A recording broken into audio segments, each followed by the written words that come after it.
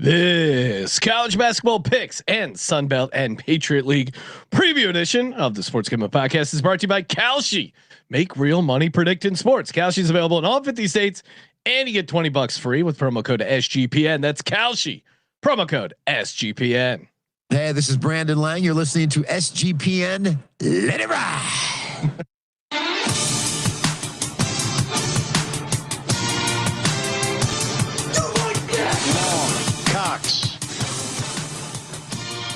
He's one of those guys who will get penetration.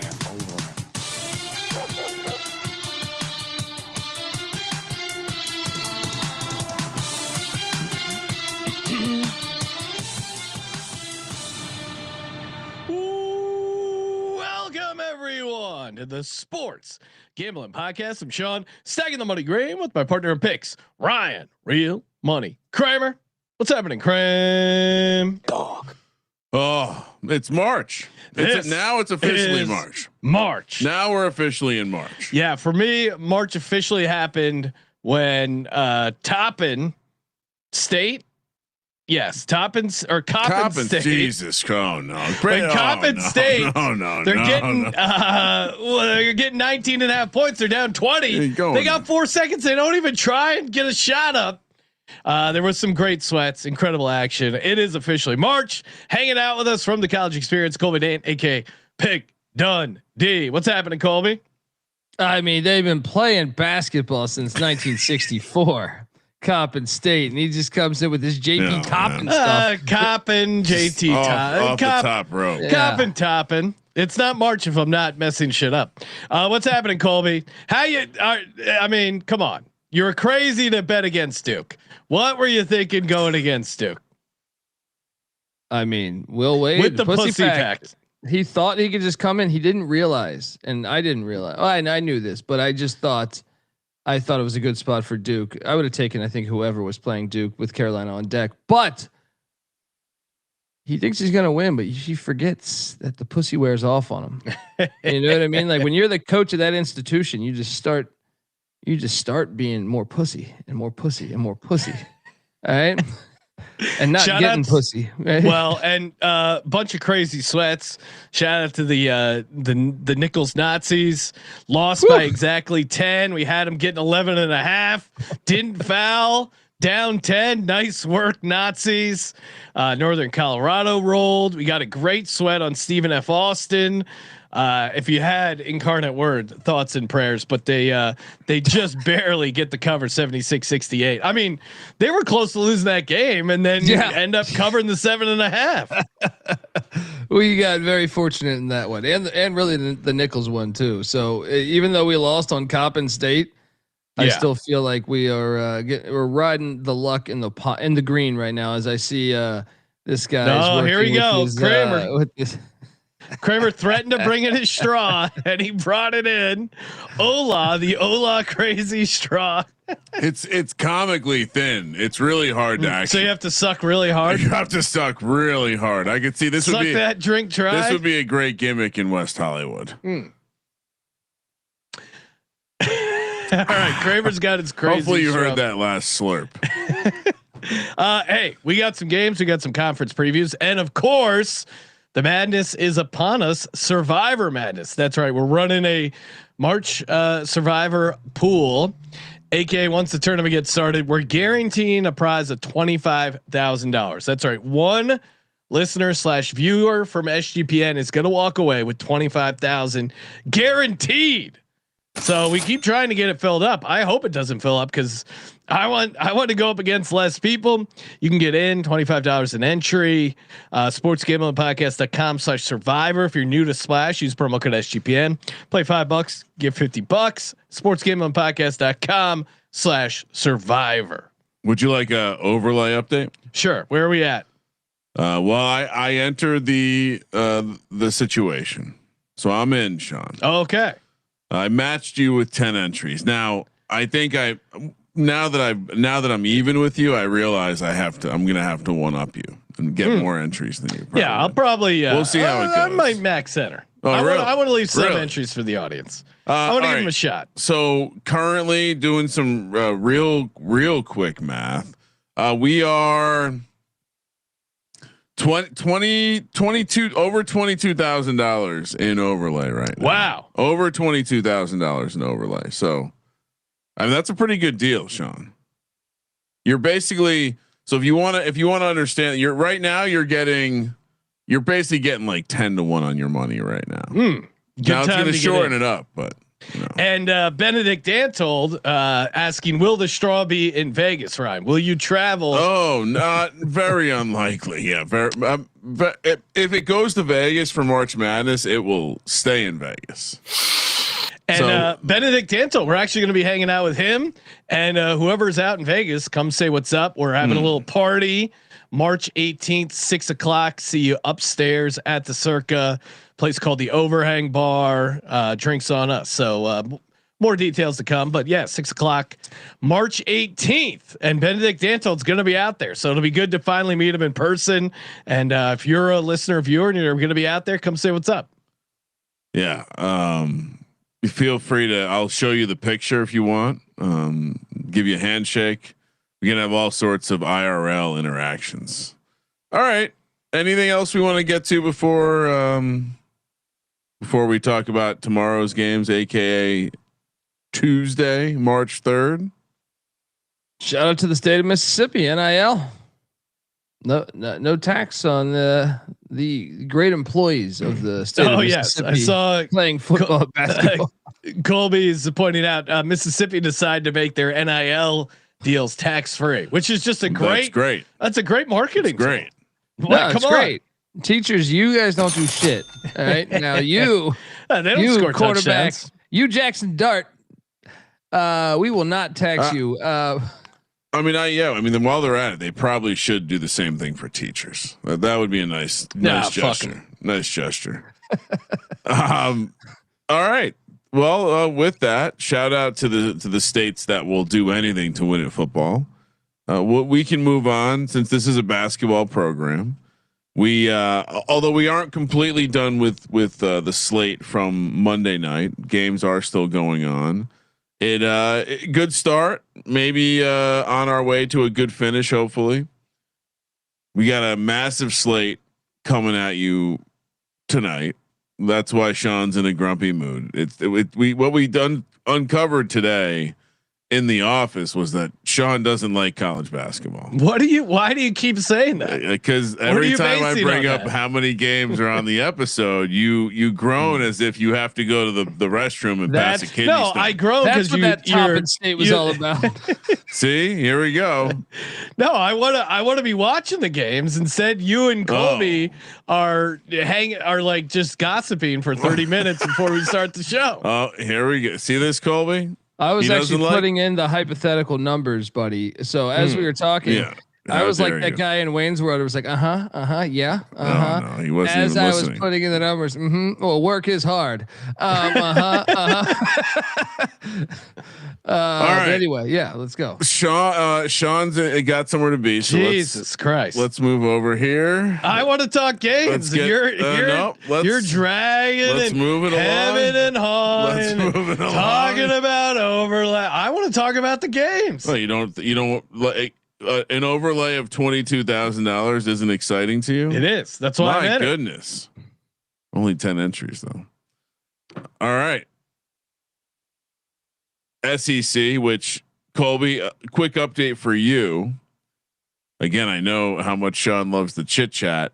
If you had to get, if you were ranking the conferences right now, Colby, where would SEC fall for you?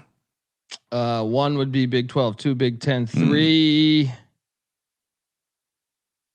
3 I'll go SEC, 4 ACC. It's close though between SEC and ACC. Ken Palm currently 1 SEC, 2 Big 12, 3 Big 10, 4 ACC. So. Yeah, terrible job by him. All right, well let's start in the Ken Palm's #1 conference, 3:30 p.m. on Tuesday, March 3rd. We're in Athens, Georgia, where my boys, Blue Cane and the boys, are going to go against a hot Alabama team who took down Rick Barnes. Big win for Nate Oates over Rick Barnes. There hadn't done that in a little while. Georgia laying 1.5 in the matchup here. Ooh, I know I'm a Georgia fan. At the same time, I'm a bit puzzled as to the number here, Colby. Well, Alabama's red hot. They've won 8 in a row. They just won a rivalry game against Tennessee. I don't think Alabama Georgia is a basketball rivalry game. So you're coming off the rivalry game, and did you guys watch that Tennessee game? I mean, you want to talk about a ridiculous win. Alabama led for 36 seconds. They were down the entire game. But they won. They did. They the classic Rick Barnes choking by the Vols there. And then Georgia. Well, first they played South Carolina. I don't know what to put into that. If they've kind of had a bye week, so they've kind of had some time to prep. I think the line is telling you to take these dogs. Really? Yeah. I mean, the fact that the dogs are favorite, I think tells you everything right there. But also, if you watched the last time we saw Bama, really a couple times on this, you go to the Arkansas game at home. Now, credit for them winning the games, and they have played better ever since the Bediako situation. But I tend to think they're a little bit of fool's gold. So yeah, give me these dogs. No thanks. Give me Alabama. They are red hot. They keep pulling games out of their ass. Why would that not continue at Georgia? I mean, I think it's crazy to make them a dog. And Ryan, we've been talking about producer Luke over at Follow the Money, his angle play. Alabama qualifies as an angle where all the metric sites have them as the favorite and they're catching points. So I think they're the better team. I like what I've seen out of Alabama. They kind of pulled it out of their ass, but this is how they're winning games. I mean, look at that Arkansas game. I cannot pick against Alabama right now. And I don't think Georgia deserves to be favorite. This is a smash play, Alabama all day. Smash! Kramer, what are you doing? I've been taking everyone along the journey of me and my attempt to craft an AI model or an AI supported model with like data basically from the real world. And this game came out Alabama laying 7.5. Most of the other spreads are not that far off from what the market is. So I might have to look into it, but I am going to trust it. I'm going to go against my Georgia Bulldogs. And to your point, it's also an angle play. Torvik is at 2, Ken Palm's at 1. And let's see. You guys know who's on deck for Alabama? Evan Maya's also at 1.5. Who's that, Colby? Auburn. Yeah, that's fair. That's fair. So they just played Tennessee, their rival. Yeah, they got another road game against Georgia. You don't care about Georgia? How's that not a rivalry game? Come on, Sean. Can you remind Colby how I'm doing tonight? How are you doing? Red hot. Well, his plus 105 dog is gonna hit. It did. Someone got plus 120 in the chat. I don't know where. Let's go. Let's go. Thank you, Benedict. I mean, a win's a win. You sour motherfucker. I did find that clip of Dirty Work where, and I tweeted it. He's got his thumb in that dog's ass. Totally got his thumb in that dog's ass. Yeah. This will be. Don't get cute, Colby. Alabama's going to win this game. Well, I'm getting cute by not taking Georgia. First time all year. We'll see how that goes. All right, Alabama's the play. I will say that they're on one right now, which sometimes you can't quantify that, but teams get hot in March, Colby, and it is March now. Wake Forest heads to Charlottesville, where Virginia is laying 14.5. 4 p.m. tip on Tuesday, March 3rd. Now, again, I brought up the model number for Alabama because everything else is fairly on market. So Colby, tell me why I'm fading Virginia here, but tell me A, why you're fading Virginia, hopefully, and 2, why you chose this horribly offensive logo. Well, that Cavalier is about to slash through Virginia Tech season on Saturday. Virginia Tech is on deck. Rivalry weekend, on Saturday here. I think for that alone, this is the Dave Odom game too. Ryan Odom's dad, Dave Odom, coached at Wake Forest. Had some of their best seasons they've ever had in basketball at Wake Forest. So he will call off the dogs, I think. Here, this is an Odom game here. Take the points then. I do like the points. Steve Forbes has a big dog I like in general, and then I do think Virginia's a little phony. I know they just got destroyed at Duke. Yeah, that's the only case for me of why you would get on UVA is they just got embarrassed by Duke. But I don't know. To your point, yeah, I don't know if they're going to look to run it up against Wake Forest. Wake Forest also UVA used to be super reliable at the line. They're not anymore. Wake is actually 5.1 percentage points better at the line. So if you hit your free throws and you're getting 14.5 points, it's a pretty decent formula. So I obviously understand why UVA is favored, but and by a decent number. I think Wake keeps it close. Kramer, you're on Wake. Yeah, I mean, to add to that, the model has it at 11.5 if you want that data point. And yeah, I think looking at the matchup, I certainly think don't hate it. This UVA team's been all over the place. Still haven't figured out what a Wahoo's was. Although I did drove by that fish taco place. Thought I might take a pickup. Well, Wahoo's the fastest fish in the water. Yeah, which is confusing because Charlottesville not near water. Yeah, so it's got to be code for something. It's got to be some. I know reference. the human being and fish can coexist peacefully. There's some sort of Illuminati reference. My 2 cents on the matter. 4 p.m. We're heading to Elon, which I remember only for having a reputation of having more women than men enrolled in the university. They're hosting North Carolina Wilmington, where Wilmington laying 4.5. We have a pretty big slate on the docket, and these are the kind of games maybe we quality check before the episode starts. Yeah, this is what I'm talking about. Oh, see, Sean hates college basketball. We got him to say. No, I don't. Well, I'm sorry, Colby. he's never heard of Toppin State, but look, call it Toppin, same difference, right? This is not Ellen, by the way. Oh yes, the household, the Elon Phoenix. Who can forget? Kurt Signetti coached there, buddy. Google him. He wins.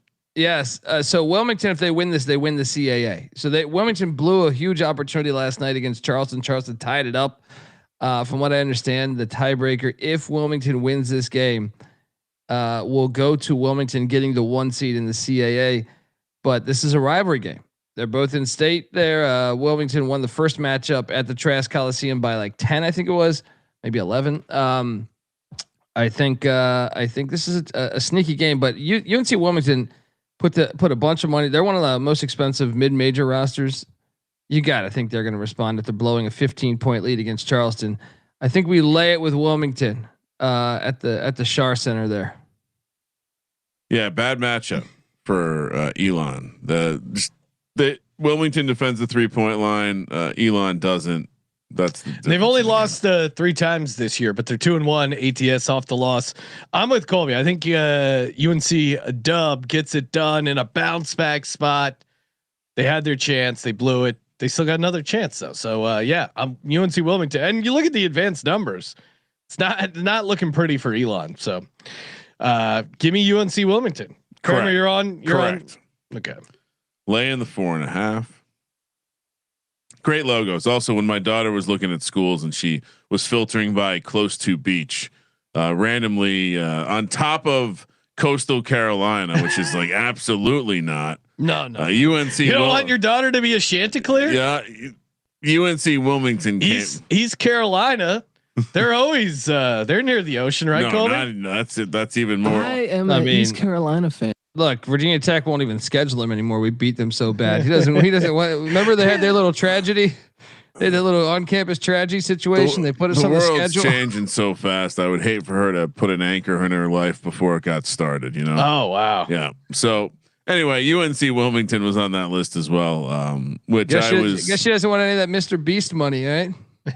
No, actually, that would be. Yeah, she playing free safety. Based on some of the things I've read about Mr. Beast, or at least treatment of his employees, I don't know if I'd want any of that money. I don't know if I'd want anyone I know to be anywhere near Mr. Beast. Yeah, Michael Vick's a great guy, though, right? Yeah.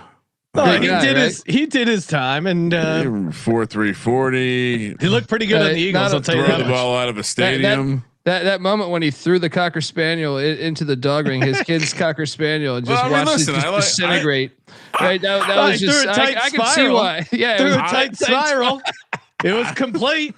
Got to where it's supposed to go. I can see why you love the him. way he can flick his wrist. I mean, look, yeah. I mean, I wish he hadn't given his cousin a bunch of money and control over whatever was going on. I don't think he read the indictment. I don't think he read the indictment. He got mad at his kids not paying attention, and he grabbed their Cocker Spaniel, went to the garage, up into the second floor of the garage where the dogfighting ring was, threw the Cocker Spaniel into the pit bull dogfighting ring, and watched him die. And his kids were crying. Great fucking guy. Maybe a cultural difference. Hey, some people do the rolled up newspaper. I mean, and I'll tell you this: did the kid next time that dog pees in the house, who's cleaning it up? The kids. I mean, again, I like dogs. I wouldn't treat a dog that way. What happens when White Tiger doesn't put away his toys? You gotta. But Colby, I do. I would like to spare the throwing the Cocker Spaniel out, spoil the child. Next time Garth pisses in the studio or shits in the studio, we should have a dog ring in the third room there and just execute him. Listen, most of our greatest gladiators weren't. I mean, they were better. Certainly, they were better on the field than they were off the field in terms of human beings. Yeah. And so you can't.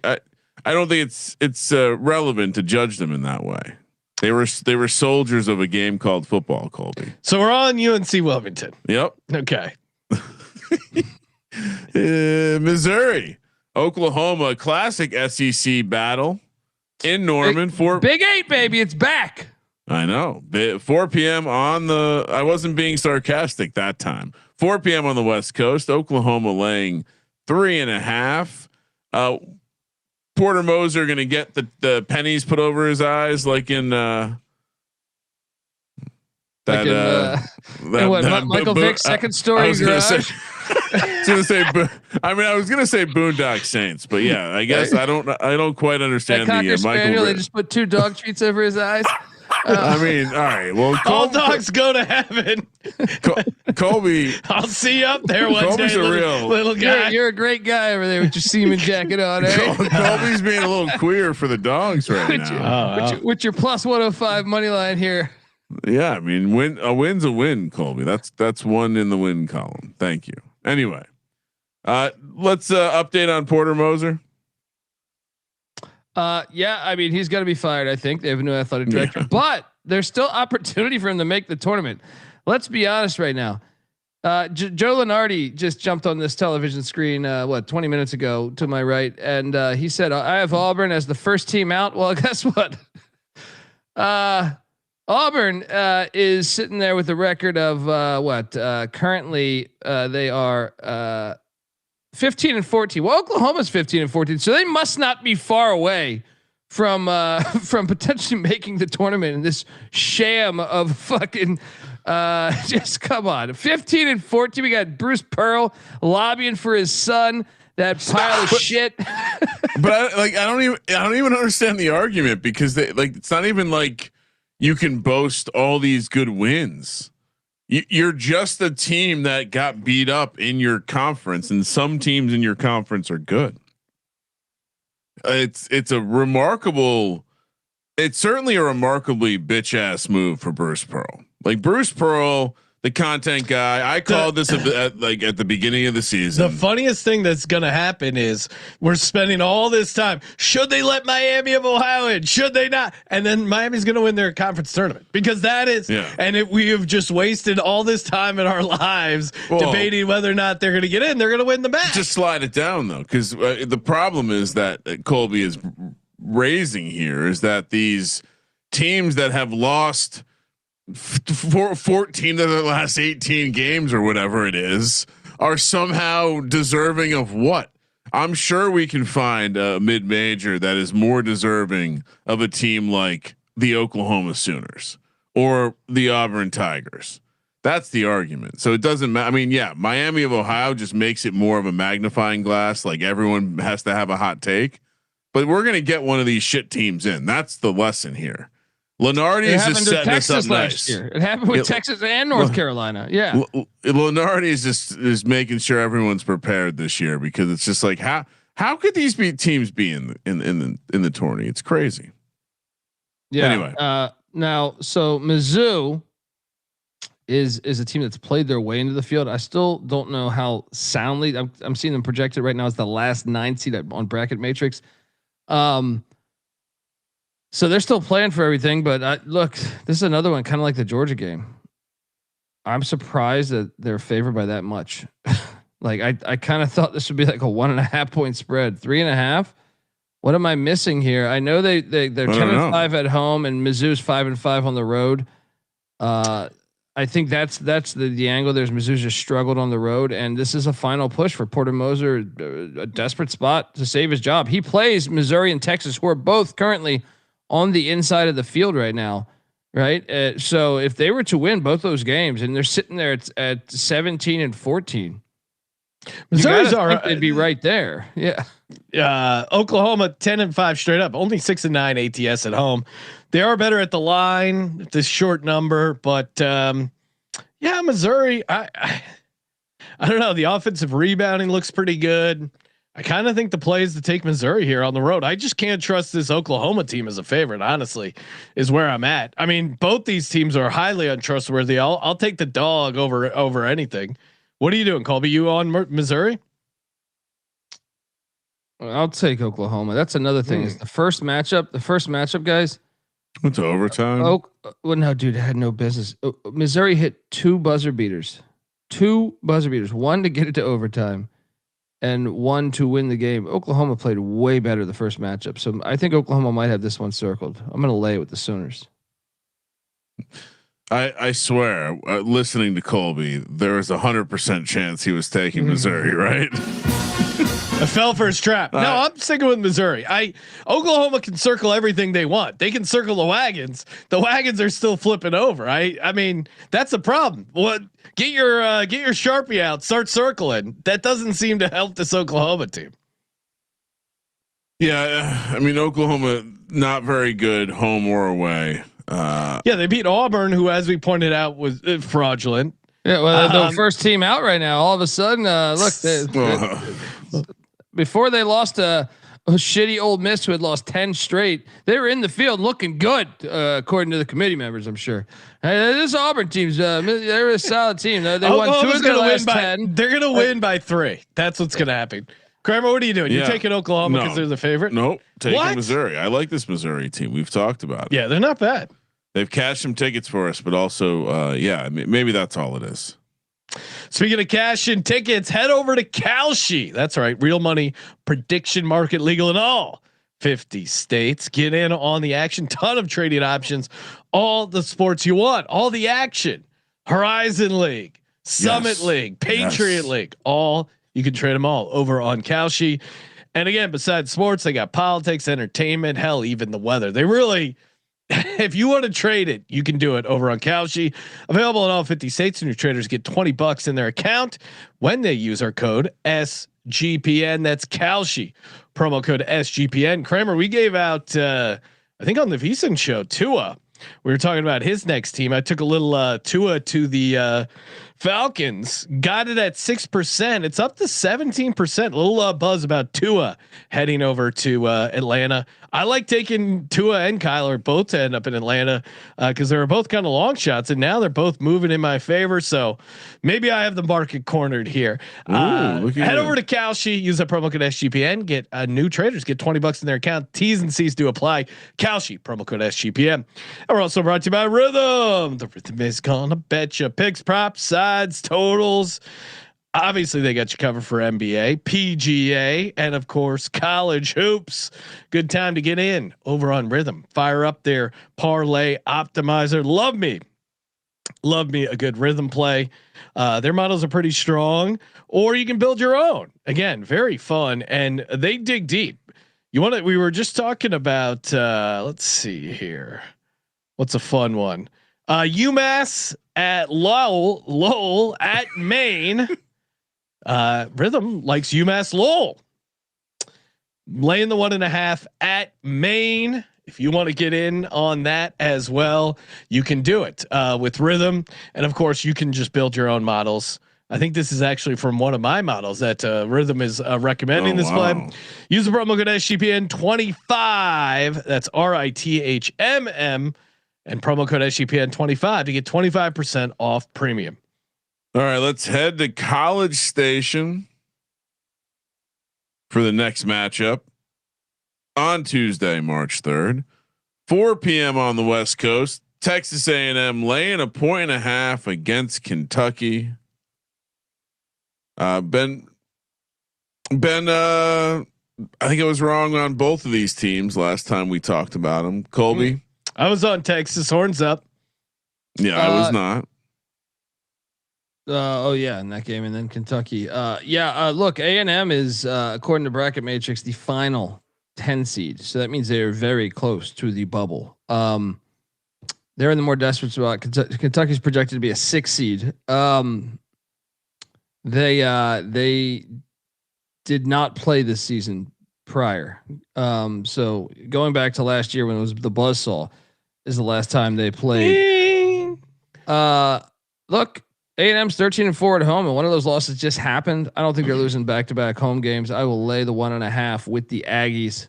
But you know, they have been all over the place this year. They're a hard team to like consistently. There's moments where they look awesome, beat teams by 20 points. There's other moments where you're just like, good God. But I do think they're the play. Kentucky's been trash on the road this year, 4-5 on the road. You look at A&M, they're a top 30 offensive rebounding team. They're all, I mean, I'm sorry, I say rebounding, offensive rated team. And I think Bucky Ball's in year 1. So the team's continuing to understand what he likes to do more and more. Give me the Aggies in the more desperate spot here. Yeah, I like Texas A&M in a bounce back here. Although they have not been good in that spot situationally. 2-7 ATS coming off a loss. It does seem like when they get cold, they get ice cold. But I'm with you, Colby. Back-to-back home games. Although they did just lose back-to-back to Florida, Missouri. I think they're in a desperate spot here at home against a Kentucky team that's tough to trust on the road. So, advanced stuff shows it pretty relatively even between these two. But I'll take Texas A&M at home. Kramer, what are you doing? Yeah, same. I mean, also just I'm going to continue to fade Kentucky, even though I got it wrong last time. I don't understand. Is he going to be back next year coaching? Well, they're a 6 seed right now. That seems crazy to me. He played for him. He's Patino's guy. I'm with you, Colby. I might just be heavy fading teams not named Florida in the SEC this March. The Rowdy Reptiles. They might just get taken out. Give me Texas A&M laying the 1.5. And boy, we haven't talked about Buzz in a while. So thank you for bringing him up. Toledo, Miami of Ohio, playing on a Monday. Miami of Ohio, which this will be a Tuesday. Sorry, playing on a Tuesday. I'm not sure why. We really got it together today, boys. I mean, come on. At least I get the days right. I'm not sure why they didn't take the last matchup serious against Western Michigan. Hopefully they take this one serious against Toledo. Perhaps the existence of that last game makes them wake up here. Laying 8.5 here in Oxford. Another 4 PM tip on the West Coast.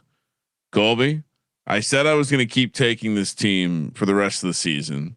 This is now back-to-back non-covers. I think. No, they covered Did they cover the previous one? Yeah. Then maybe it's 2 out of 3. That was on the road at Western Michigan in Kalamazoo. They maybe got into what was that guy? What was that place? Walt Slicker pitchers. Little hungover, little heavy in the feet. It's bad. This is their time to shine. This is when you get on the Miami of Ohio, when they're at home against the inferior team. They've been great at home all season, 8-4 ATS. They know they can't fuck around. Western Michigan gave them a nice little scare. They're not going to play with their food at home here. Lay the 8.5 potential lock. Colby, what are you doing? Yeah, I mean Bruce Pearl just shit on them, and they're they got bulletin board material. And Toledo's defense, last time I checked, 250th in the nation. That's tough going up against the 6th rated offense in the country. I will lay with Miami Ohio. It's the next game I worry about, the Ohio game, the Battle of the Bricks. Toledo just came off a rivalry game too, so win too. So let's go. Give me the Redskins -8.5. Really bad matchup for Toledo. Both sides of the ball. Lay it with Miami. Smash it. Smash it. Model also agrees with a smash it. Smash! Clemson, North Carolina in Chapel Hill. Another early 7 p.m. tip on the East Coast. Carolina laying 3.5. Clemson completely. I don't want to say completely. The Louisville game was a nice one for them, but feels like it wasn't a complete end to the free fall. Good logos also. I'm not. What does that say at the bottom? The Dean Dome. The Dean. Yeah. We're celebrating one of your stadiums. I mean, it's just what it's called. A dome. It's a great dome. Yeah. Great domes in Colby's. Perfect for figure skating. So Duke's on deck Saturday night. Carolina at Duke. So you got to take Clemson. Is that what you're saying? I mean, I know it backfired on the NC State play tonight for me, but yeah, especially when Caleb Wilson's out and Seth Trimble's a game time decision. Yeah, I'll take Clemson. Can we trust? All day. Can we trust Clemson on the road here? Spread seems a little short. I think they know that Carolina's a man down, potentially two men down, and Clemson is in a perfect spot. You know what I mean? They're in a very good spot. And Clemson's, I mean, they're decent on the road this season. Nothing amazing, but solid. Yeah, they're actually, because I was looking at their straight up, but their ATS is pretty good, 7-2. I like their and they do what I like a good offensive rebounding team, which is actually neither of these teams, but Clemson is, not too far behind UNC. UNC not hitting their free throws. I'm with you, Colby, on the lookout spot for UNC. Give me Clemson +3.5. And I think they're live, actually. I do too. I mean, they're 17-0 at home, but I think there's a lot of dead weight on there. But they did take care of Virginia Tech. Those Hokies. They were not live on the money line as me and Kramer thought. But I just think this is the perfect spot. I mean, they're going to be super focused for that Duke game at Duke. So this is a great spot. And knowing that, I'm telling you, dude, like if Tremble doesn't play, so if you have no Wilson, no Tremble, like I said, he's a game time decision. I think Clemson runs away with it. I mean, Kramer, what are you doing? Yeah. I'm going to take North Carolina. I don't think them winning that Louisville game has me convinced they're completely fixed. And I've consistently not really played any of the looking ahead to Saturday or the weekend. They do play these gaps. These are pretty big gaps between the games for what it's worth. I mean, I appreciate Colby's love of a good situational spot. I love a good football situational spot.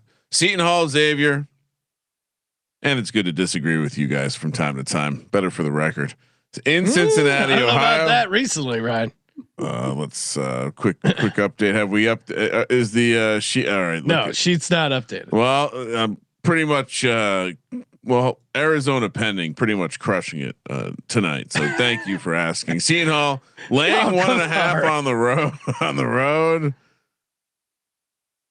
Seton Hall looked pretty good against UConn. Congrats to you guys for taking the big points there.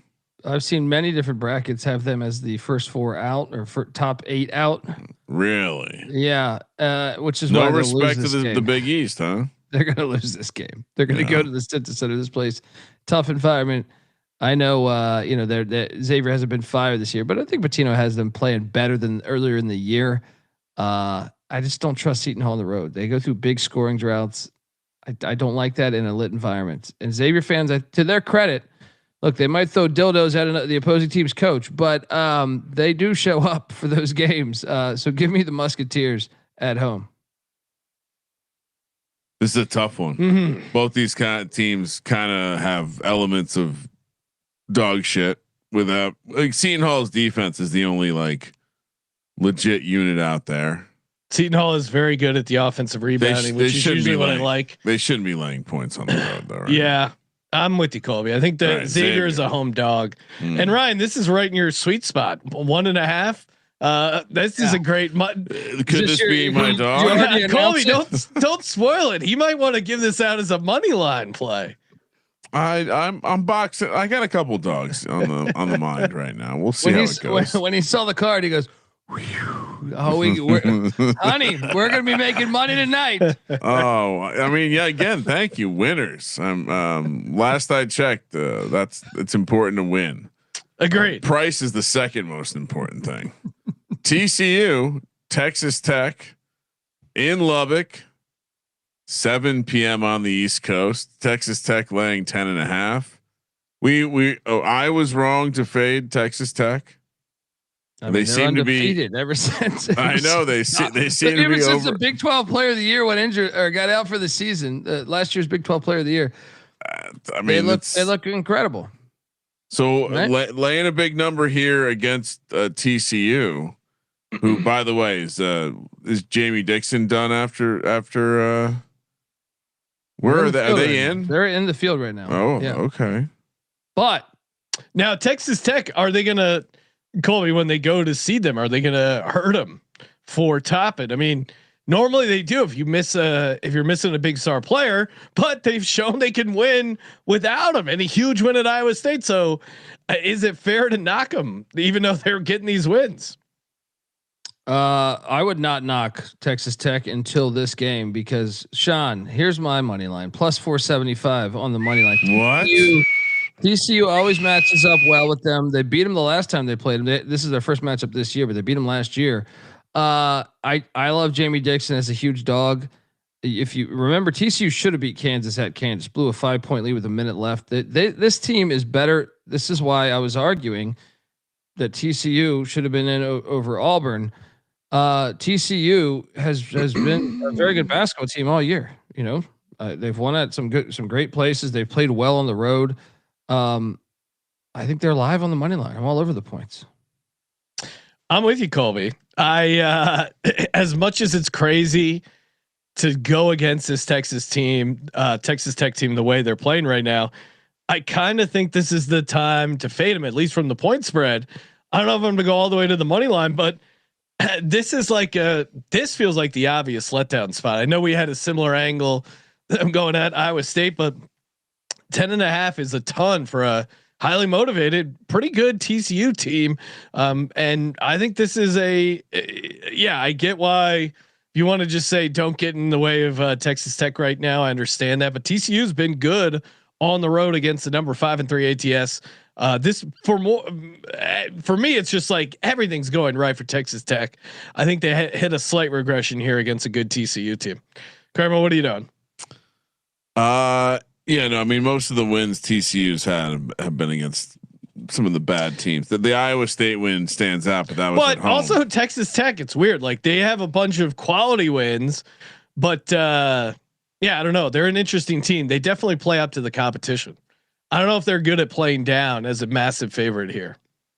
I mean, this feels like it could be a little bit like the Cincinnati game. They win by 12. Lay it with Texas Tech. Oh, he's gonna eat shit on this one. He's gonna let's go. This one. Eat plus shit, 475.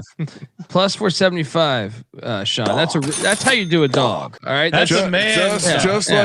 Just like I ate shit when I went against you with Duke, and you had the pussy pack. I Duke. No, well, not you. For back in the pussy pack. Okay, well, it's the pussy pack. I never have that much confidence in the pussy pack. Yeah, come on. You didn't actually think Colby was taking the pussy pack, did you, Kramer? My lasers are focused right now. I'm firing. It's almost subconscious. Oklahoma State, UCF. Wow, Colby really just wanted to put every game on the show tonight. UCF laying 9.5. Great Oklahoma State logo here. Orlando, Florida, which at least 2 buses and 2 planes for a trip from Oklahoma. UCF laying 9.5. Colby. Man, I mean, Oklahoma State, we faded them at Cincinnati with their big man out for the year, but they still have opportunity. They're 17-12 right now. And you sit there and look at the remaining schedule. Now they're obviously a man down, but they have, if they could win this game at UCF, they host Houston on Saturday. Now, I don't think they can beat either of these teams, but I'm just saying, if they can put it together, right? UCF's a projected, 8 seed. Some of them, some bracketologists have them as a 7 seed. So this would be two gigantic fucking wins for Oklahoma State if they can put it together. That's why I put the game on there. But I'm gonna lay it. I just think they're dead. They don't have guys that can score the ball that much. I just don't think they're capable of it. So I will actually with 9.5 though. Give me the points. UCF Big wins number. by like 7. Yeah. I'm going. I think you were right the first time, Colby. Some bracketologists. Colby likes to insult the bracketologists. I'll say this: what does UCF do really well? They hit their threes. What does Oklahoma State struggle defensively? Defending the threes. UCF's at home. The 3-point 3-point shots are going to be all the difference. So yeah, give me UCF. Oh, this is very difficult because Colby's very correct. The number is quite large, and I don't generally like to take dogs, but this UCF team also has. The West Virginia game comes to mind. Give me Oklahoma State plus the points, and let's hopefully that the Oklahoma State logo or mascot can get those knees. All hands on deck. Come on, get this shit together. Just stay within the number. Just stay within the number. I mean, normally I would take UCF there. I think my new I've been hanging out with my AI model a little bit too much, and AI model really likes Oklahoma State here. George Mason, have they started any word on the football program, Colby? There's been some preliminary talks. They saw a couple shirts from the SGPN merch store that people were wearing around around campus. Yeah, for it's a George Mason. movement. It's a movement. Yeah, 40,000 people go to that school. No football team. How pathetic is that? And what? Tulsa's got 2,000. And they have a D1 football program, an FBS football program. It's called Effort and Energy, Colby. George Mason. Those George Mason college experience T-shirts are flying out of the. Get them in the store. Why is that not on the ad? By the way, they are in the store. Piles of shit. They are in the store. Put that on Trust the advertisement. They're in the store. On the advertisement. All right, you know what? They're not out in the public because no one buys them. No one cares. Oh, they're out there. They're out there. They're out there. I think Patty C has one. Patty C NC Nick has one. He's an alum of George Mason, right? Yeah, so, he's on. Yeah. It's a movement, Sean. It's a movement. When I was hanging out with NC Nick, one of the times I was hanging out, we were at the Pussy Pack game. He was wearing it, and someone said, "Dude, I need to get one of those shirts. That's awesome." So, just needs exposure, Yeah, I mean, it would be a great thing to use the 15% off on. So look at this thing. It says start your football. I'll wear this. You know what? I'll join them. I'll join the movement, Colby. Let's go. It does look cool. Yeah. Just no one cares about it. Yeah. Sean, see 40,000 students. Hey, they gotta be, some of them gotta be watching this. Use promo code March and get 15% off your George Mason t-shirt. Yes. Kramer, over under George Mason t-shirts sold in the calendar year. I'll set it at 1.5. Is Colby? I'll take the under. Is Colby gonna try to push it on his audience? Maybe. Think he'll mention it? Yeah. Maybe. What do you think he'll mention more, this or the Survivor contest? Will he push either of these two things? I'll say I'll take over 1.5 shirts because I'm going to buy one. Okay. Yeah. So that just means one other person has to get a George Mason shirt. All right, George Mason laying 11.5 at home against VCU. No. George Mason VCU laying 11.5 at home. At VCU. Yeah, come on, Ryan. Relax. We were talking about other stuff, and I jumped ahead a little rapidly. VCU laying 11.5, and it did seem like, as I was saying it out loud, it did seem wrong. VCU laying 11.5 at home against George Mason, who hasn't started their football program. VCU is one game back of the Billikens of St. Louis, and the Billikens of St. Louis have to play at George Mason next. The thing is, though, is St. Louis has the tiebreaker on VCU, so you basically need St. Louis to lose to Loyola Chicago, which will not happen. Sister Jean has passed away. No. Why do you bring this up? This is a rivalry game, though. This is a great rivalry game. If you haven't watched this game over the years, there's been some brawls in this. They do not like each other. It's a good rivalry for the sport. Why is George Mason catching this many points, Colby? Big number. They beat VCU by 6 at home. 11.5 feels crazy. Well, the problem is George Mason's been kind of bad in the second half. Yeah. Yeah. Kind of. And I think we got to take VCU as much as I want to take a rivalry game. You normally take the points. It's just, they've been so bad on the road lately. I got to take VCU in that building. I'm going to lay it, especially knowing Mason got the first one. So lay it with the Rams. This is tough. Hey, Benny in the chat saying, can we get a Chinese food restaurant t-shirt in the store? Remember when Ryan asked, do they have gongs in China?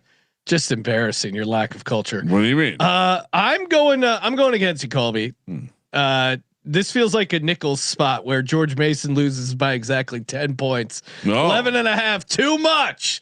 Give me George Mason. I'll even call my shot. 61-51. VCU wins, does not cover. No, I'm not going to stand with George Mason. I'm no longer going to be buying that. Actually, I'll buy the t-shirt. No, I'll buy the t-shirt and bet VCU minus 11.5. There we go. Emotional hedge. Because they haven't started the football program yet. So I'm not a George Mason fan. 40,000 students. I love one of the only universities that is that big that does not have football. I mean, Grand Canyon being the other, but that's like fake. They have like 40,000 online. Grand Canyon's got like 70,000 students, right? What's their number? It's something ridiculous. Do we know why they don't want to play football? Dude, the Redskins offered back like in 2000, offered to help finance the stadium for them. Really? That doesn't sound like Dan Snyder. It would be a practice. I think it doesn't sound like Dan Snyder. It might have been Cook's son. Snyder. Yeah. Dan Snyder's too busy pouring milk in the rotten milk on the carpet of his enemies. Look, he won me over as an owner. That was pretty funny. I thought about doing it to you guys before I left. In the studio, I was just pouring milk on the rug. We got enough random stains on our carpet. You wouldn't even notice it. Yeah, it's fun. Yeah. I mean, look, they hired Brad Edwards as an athletic director. They had Darryl Green, the Redskin great, as an assistant athletic director. It makes no mistake that these guys have since moved along, but that they've clearly wanted football people in the background before, so they just need to get their shit together. Too much politics. All right, just get your shit together. Play football. You got 40,000 enrollment. Let's go. Colby's like a politician, just hitting those pointers. Yeah, he's got his talking points. He also needs like a pen. Building that brand new stadium, that bullshit in DC. You could play a game or two there. Just start your football program. You know what he needs? He needs like one of those clickers, like a coach's clicker. Yeah. No, that's what I'm telling you. Remember when everyone thought Dan Snyder was the biggest pile of shit, and then like Josh Harris is like good friends with I know they say he was just a business acquaintances with Epstein, right? There's 75 phone calls. Those 75 phone calls and the text message in the morning saying breakfast was fantastic. I mean, some that wasn't a metaphor. Sometimes you need to go get financing from alternative places because the banks aren't friendly with you. I just enjoy that. Dan Snyder, he was the pile of shit, right? He was the pile of shit, and Josh Harris is the great guy, right? Well, again, I haven't heard our media talk about that enough. It's interesting. I think a lot of it comes back to Dan Snyder personally saying not nice things about our commissioner. Yeah.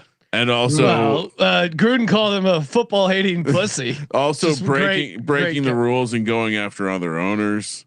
I'm not a Dan Snyder guy, but I'm not either. But the sour milk thing did start to win me over. I was actually the first out on Dan Snyder. I think if you knew back in the day, big time Redskins fan. They cut Brian Mitchell. They signed Deion Sanders. That was the moment I was like, "Fuck this owner." He comes in and he comes in and he's just destroying all the history. Right? It wasn't only that. That was the final straw. Right. But so I was like way ahead of the time. But then I came back around him a little bit when I heard the sour milk story. And then he just when I heard the sour milk, I was like, he's pretty good. He's a pretty good guy. You gotta respect the hustle. So anyway, shout out to the Redskins Commanders owner, Josh Harris, and his great strong ties with Jeffrey Epstein. Great guy. I'm sure a great guy. Colby, the internet is a dangerous place for Colby. Be careful, Colby. West Virginia laying 1.5 points on the road in Manhattan, Kansas. 5 p.m. tip here on the West Coast. You're doing all this Epstein talking, and then you bring up a Kansas State logo with 3 Cubs. Little and a man about to take them all down from West Virginia. This is it's almost like Colby's performing some one man show for us here. Colby, West Virginia laying points on the road. That again, just instinctually doesn't seem right. Well, I mean, here's the thing: West Virginia is still very much alive. They're 17-12. We had Rocco Miller on the show last night, and he was carving out a path. Now they got to do some work. They got to win this and then beat UCF at home in Morgantown, and they'll be 19-12. And then if they can steal a game or two in the Big 12 tournament, he thinks they could find their way in. But it is senior night in Manhattan. Oh, so it's a tricky game. And because West Virginia on the road has been pretty shitty. How has Kansas State been doing with the interim head coach? They won 1 game, but they're 1-9 in their last 10. Yeah. So they've had a bunch of fans show up with paper bags on their head, which is fantastic. But this is a tricky spot, man. I had a hard time really. I'm going to take Dub V to find a way to win, but I don't feel great about this one. Country roads take me home. Kansas State also has Kansas on deck. Are they looking ahead to that? Yeah. Will they be able to get there? Do they have enough gas to get to the game? It's senior night. They're only thinking about this game. They're like, we might even be able to win this one. No, I mean, the case for Kansas State is, as you said, this is their Super Bowl. This is their one get up spot. But then, as Colby pointed out, they've sucked with Jerome Tang. They've sucked without Jerome Tang. They also have Kansas on deck. Maybe that's a game where they try really hard. I mean, West Virginia is 3-5 on the road. So this is, I thought, maybe the hardest game that we had to pick, but it's a huge game for West Virginia. We should be watching this one. I'll take Dub V. Don't feel probably out of all the games we've talked about so far, this would be the one I have the least amount of confidence in. Yeah, I'll take West Virginia. Oh, Ryan. Another potential money line dog. For Kramer. You got absolutely. Oh man, absolutely. You know what? You could parlay that, get plus 110. Thank you. Yeah, that's how you. That's called a multiplier. And I mean, what's a great recipe for a dog? A team that can get hot behind the 3-point line. Well, going against a team that defends the 3-point line very lazily. I'll happily take that. Thank you for the dog recommendation. I'll consider it later in the show. 6 p.m. tip here on the West Coast, Oxford, Mississippi, where you no longer have to pay taxes on your NIL money. Hey, Chris Beard definitely likes that decision. Ole Miss catching 6.5 at home against Vanderbilt. Colby, man, what Vandy's? They're all the way back now at 8th. I mean, technically they're tied for 7th, but yeah. I mean, look, Ole Miss is a strange team. They're 12-17. They just won at the Jungle. I think they're better than their record, so I think the points is the play. But Vandy's got to figure some shit out, man, because they were red hot, and I think they've won 6 of their last 10, so they're starting to cool off quite a bit. I know injuries have been an issue for the Commodores, but I'll take Ole Miss to stay within that number. And I do think they're live. I think they're live in this. Chris Beard, I think that team is better than what they've performed this year. So 10-game losing streak they just ended with that win at the Jungle. Perhaps they were celebrating a single victory, Sean. Don't get trapped. They lost by 3 at Vanderbilt it's true. During that 10-game losing streak. Yeah. It's true. Still gonna lay it. Still gonna lay it. This one's tough. There's not an obvious angle here. Kramer laying 6.5 on the road. It's not tough, Sean. Don't get tricked. It's not Sean, tough. This sprinkle that money. Let's sprinkle that plus 260 money line. Yeah, I kind of like Colby's like a stripper. He's already taken you upstairs. Yeah, come on. And he reached his hand up your shorts, and you're like, I'm in. He knows all the tricks. He's just like.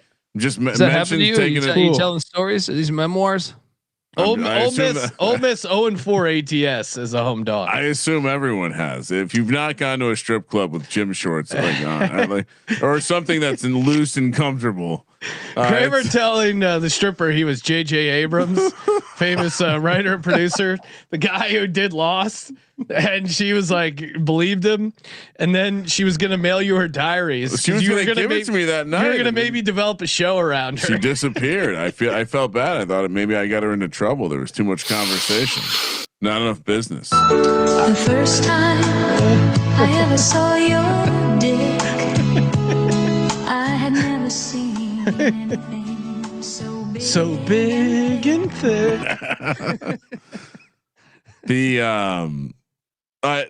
That strip club story is memorable for me because it was the first and only time in my life I went out first to a strip club to eat steak dinner. Yeah. And then to a different strip this club. This guy took us, it was some Ryan's corporate like sales guy friend who like picked us up on a Hummer limo and was like, you guys want to have fun?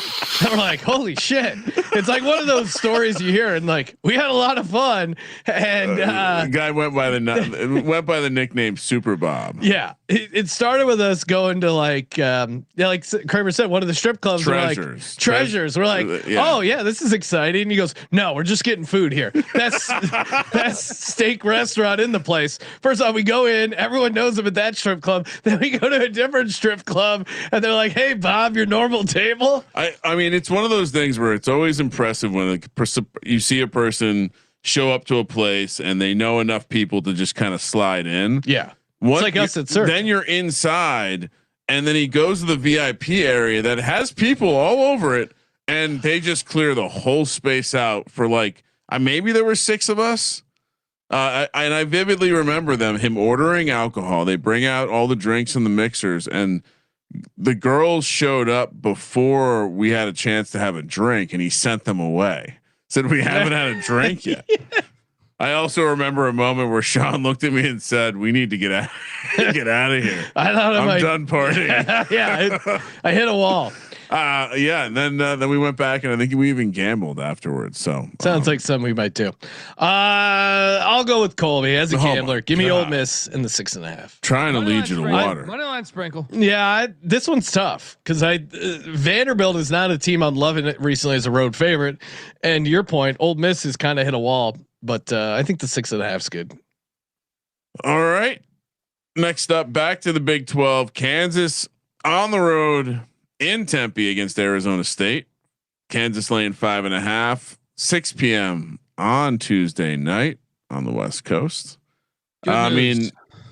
What's that? Good news for the Sun Devil faithful. While you're sitting there watching this game, eating your delicious Venezia's pizza, I will. My God. I think this is the last time in your home environment that you will see Coach Hurley. Oh, so it is senior night. Surprised the line was only 5.5. That is because Bobby Hurley's going to keep fighting for his boys. I will take the Sun Devils. No, come on. I will take the Sun Devils plus no, 5.5. No, this is part of the Venezia's. No, this is Kansas. Kansas look. They look pretty solid last game. Now they're gonna go up against. They've been out in the Arizona. desert too long, buddy. No. This is the perfect time to take Kansas. Coming off that Arizona game where they kind of hung around. I thought they played okay basketball. Their defense is going to smother Arizona State. Kansas is going to smash them, Colby. I don't remember you saying these negative things about Arizona State when you were eating Venezia's pizza in Tempe. No, I love Venezia's pizza. If only Arizona's offense was as hot as the when you were getting those free drinks. When you were getting those free drinks, I don't remember you saying, "No, the Sun Devils suck ass." Right? Well, that's when they had Cam Scatterbo before he became a Giant, and he's already washed up. Kramer or Colby, did you see? Giants already looking to move on past Cam Scatterbo. They're bringing in a running back. Don't believe in Scatterbo as a number one. This is not true. I believe John Harbaugh's quote was, "Love the way that Cam Scatterbo." Yeah, can we get some more white players? Starter. Yeah, they said the same thing about Rudy. They weren't trying to build their team around him though. Rudy, I love the way he attacks the game. Right. Anyway, we won't be starting. We'll see about that. Look forward to Cam Scatterbo's healthy return to the start of training camp. Once his leg moves again. Kramer, what do you do? Once his leg moves, he'll be a training. I mean, come on, guys. Why is the line 5.5? This is gotta be Arizona State. This should be like 11.5. What are we talking about here? Gotta be a Sun Devil play. No. So Colby should be 11.5. The line. So I'm taking the 5.5. Well, that's what Colby always says. He dives into the stink, right? Yeah, no stink for it depends. Like it depends. This is senior night. Bobby Hurley's farewell. Got the whole neighborhood coming out. Yeah, right? Is that good or bad? The coach they hate that they want to get rid of. It's been such a hard time firing him. When he wins, he's not doing a summer. He's not doing a summer abroad in Europe. They're fucking firing the guy. When he wins, they're gonna have a meeting. Don't get a cake when you get fired. This is how it goes. They'll have a meeting saying he just beat Kansas. If we throw in some more NIL, we might be able to bring him another year, right? No, the football coach is taking all the money. I think Kansas. Wait, so Colby dives into the stink because the number doesn't make sense. I look at the bet splits and I see 95% of the bets and the action on Kansas. Why is the number? Why is the number not moving? I'm with Colby. Yeah, forks up. Give me Arizona State. Why is the line not moving, Sean? Yeah. Why is this number not moving? Pizzas we're gonna order with our winnings. I will say this: I did enjoy looking at people posting pictures of Venezia's pizza. There's a certain photogenic quality to its crust that makes you believe that it's real good pizza. Well, it's hard to explain. It is. It's good people. It's good people putting together a plan.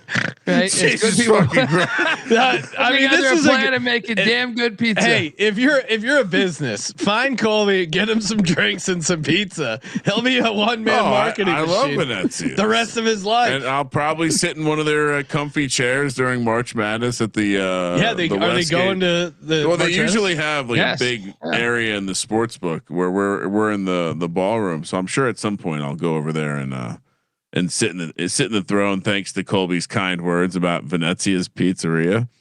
Pizzeria. All right. So Sean on an island with Kansas, and Colby and I forks up. Common sense Kansas. Yeah. Which of course, next time we go to Venezia, Sean will have to pay for his slice. Meanwhile, Colby and I on the house. Those guys are gamblers. They know it. They know a bad deal when they see one. 6 p.m. on the West Coast. Cincinnati hosting BYU in Cincy. I mean, these two cats look like they are from the same homeless shelter. Cincinnati laying 1.5. BYU's falling apart, huh, Colby? They're trash, dude. What defense is terrible. Well, they're two of their best players are out for the year, but that's fair. Cincinnati's to play all day. Cincinnati's getting hot at the right time. Wes Miller, after that embarrassing loss, he was shaking fans' hands, saying, "I should be fired. I should be fired. I should be fired. You deserve better. You deserve better." Right? It's been working ever since then. Right? The guy has won what short of the trip to the trip to Lubbock. He won at the Fog. He's won what 5 of 6. This they're playing. They're gonna get in the tournament if they keep doing this. Give me the Bearcats at home. BYU's dead right now.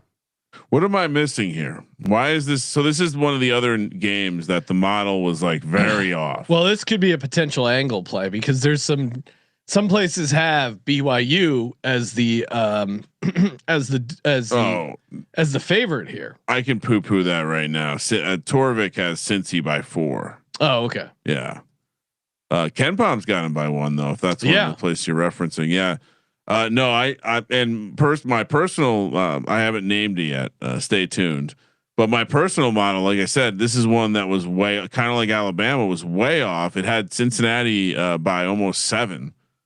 So I'm with Colby. I like. I worry. I told my model to factor in home court a little too much. I think that could be what it's affecting here. But yeah, give me Cincinnati by 1 million. Yeah, this is tough to. BYU's dead team. Yeah, it's tough to like BYU on the road. Give me Cincinnati. Lay the 1.5. You can't trust them right now. No, it's a nice short spread. It's perfect. San Diego State. Speaking of spread, I mean the food they hook you up with at Venezia's. Oh, I you know what? Stay tuned to later in the show and we'll talk about a different kind of spread. Oh, okay. San Diego State, Boise State in Boise, Idaho. Boise State laying 1.5. 6 p.m. tip on the West Coast. I've never seen this San Diego State logo before, and I just did a full tour of the campus. I didn't see anything. Well, store wasn't open. That's why I didn't see anything like this on the campus. So I'm not sure. Maybe Colby's asleep at the wheel. All right, Colby, you guys correctly faded San Diego. Correctly faded San Diego State last time in the pit against New Mexico. What are we doing this time? I actually came away more impressed with San Diego State in that game. That was a good game. They fought hard. Than I had been pretty much all year, and I'm starting to buy in that they're going to win the Mountain West tournament, and I'm starting to buy in that they're going to be they were right there to win that game. Boise is not the pit. I mean, Boise's solid. They're 11-4 at home. Leon Rice, really good coach, but I think Dutcher and San Diego State go in here and win. They're starting to come around. Between this and the Utah State game. And you look at Boise, what are they, like 210th in defense right now? San Diego State's offense starting to cook a little bit. 116th right now. I'm on the Aztecs here. Yeah, I mean Boise's at elevation, but I'm with you, Colby. I liked what I saw. I liked the fight that I saw out of those Aztecs. I think wrong team favored. SDSU is going to get the outright win, possibly a money line dog for Kramer. But yeah, give me San Diego State. And they're still playing for the 1 seed, guys. I mean, right now Utah State's got a 1-game lead on New Mexico and San Diego State. But down the stretch, I mean, we talk about Utah State in a minute here, but 1 game in the Mountain West is nothing. I mean, they could totally. They're playing for everything. They could still get the 1 seed. Yes. So I'm still on San Diego State, and again, great job of pointing out that this. While I haven't identified my dog yet, this could be my dog. Look at this parlay. Now he's got it up to +115, Sean. Oh, look out! Oh, subscribe to Kramer's like a great club. Winning price. Thank you for noticing. Nebraska, UCLA in Westwood, California. I did not do the verification to see if it was satire or not, but someone posted the Pacific time zone versus not Pacific time zone splits for Cronin. He's better in the Pacific time zone. They are in the Pacific time zone. Ease. Yeah. Over in Westwood, where no one goes to basketball games anymore. Nebraska coming to town, laying a 1.5. 8 p.m. tip local time. Colby, look, he finds matching. They're both spinning the ball. I have a feeling that clearly, if that Nebraska man was relocated to Los Angeles, I think he would. He'd feel a little bit more open to be himself. No offense, Nebraska. Nebraska laying a 1.5. Colby. Yeah, we got to take UCLA here. They're 16-1 at home. They've been really good. Remember, they stormed against Purdue. There, the fans showed up to that one. Look, Nebraska's been a hard team for me to cap all year. They've been hard. I've had a hard time. I thought they would lose at USC. USC had a complete meltdown. Had a player quit the team.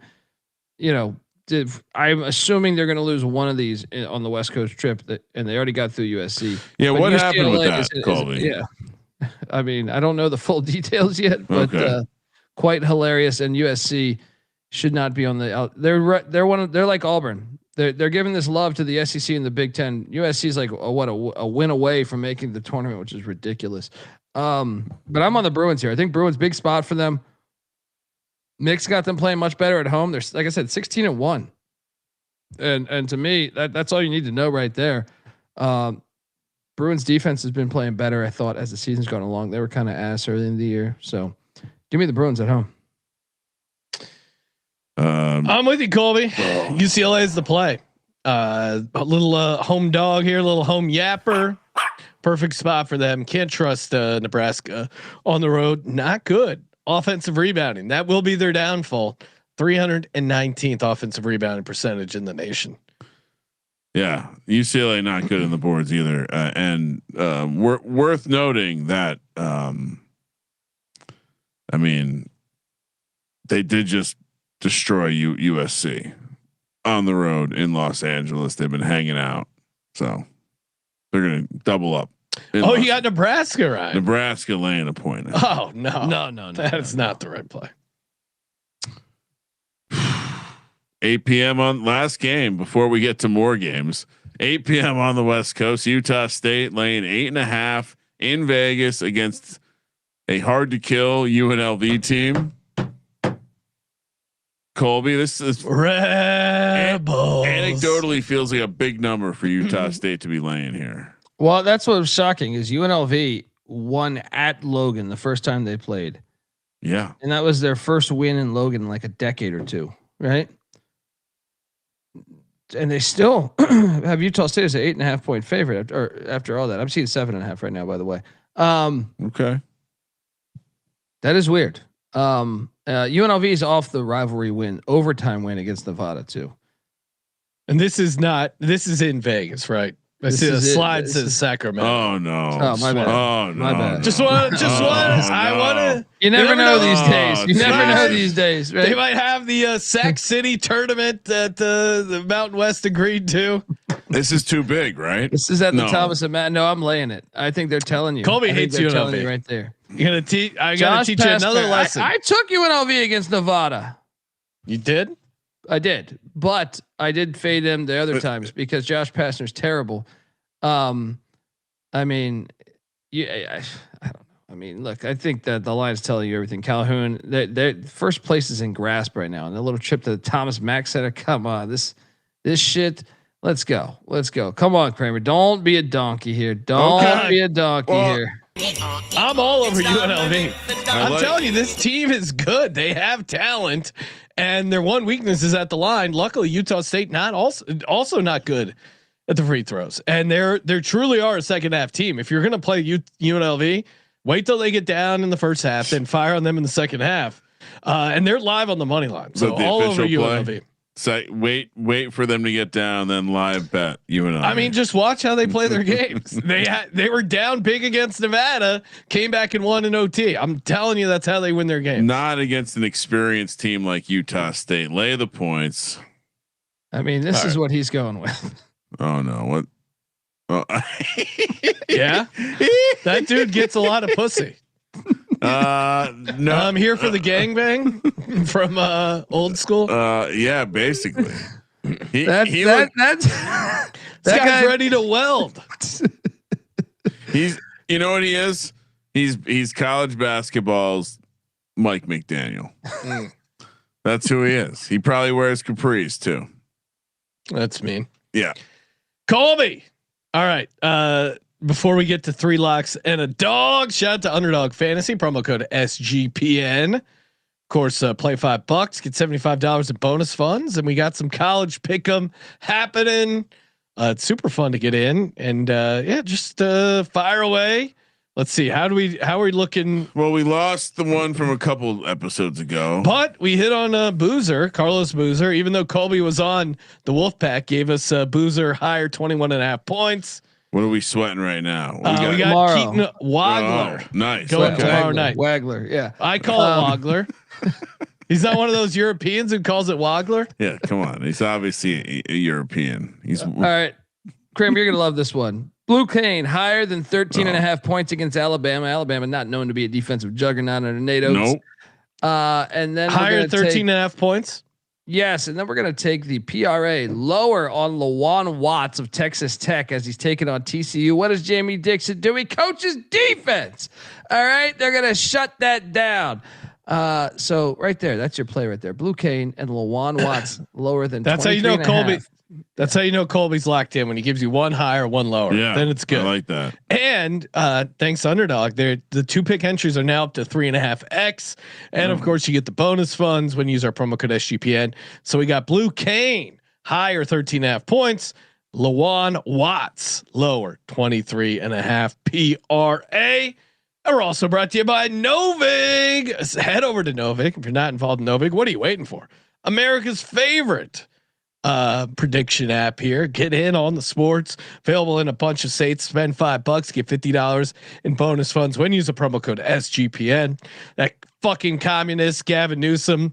It's not available in California, but it is available in a bunch of states. If it's available in your state, highly recommend. And it is still live in Texas, at least from what I recall. So again, bunch of states, 35 plus.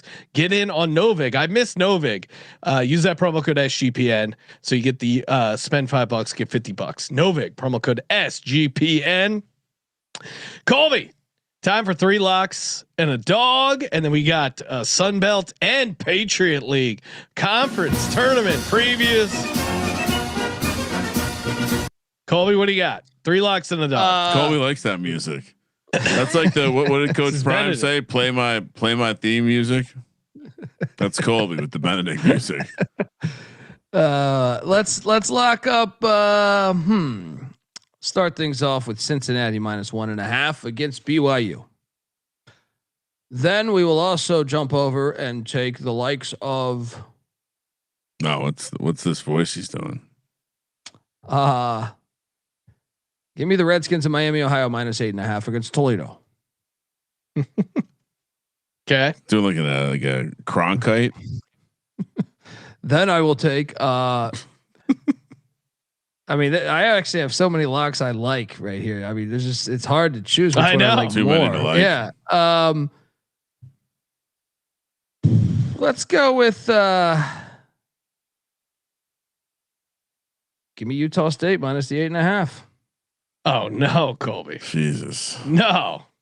And I'll give you a redo. I'll give you a redo. The dog is TCU. They win it outright in Lubbock. Wow. All Such right. a big dog. Such a big impressive dog. They can't even throw tortillas anymore, right? Oh, just And so what about impressed by that big what dog. about a little TCU Ole Miss parlay on the money line? I'm in. Oh yeah. Let's go. Okay. Sorry, I got distracted looking at my insane heater. You had a nice run, Ryan. Congrats. For my locks, UNLV +8.5, Alabama +1.5, Miami of Ohio laying the 8.5, Missouri gets it done at Oklahoma. Actually, you know what? All right, edit this. Oh wow, we're editing. Hold on.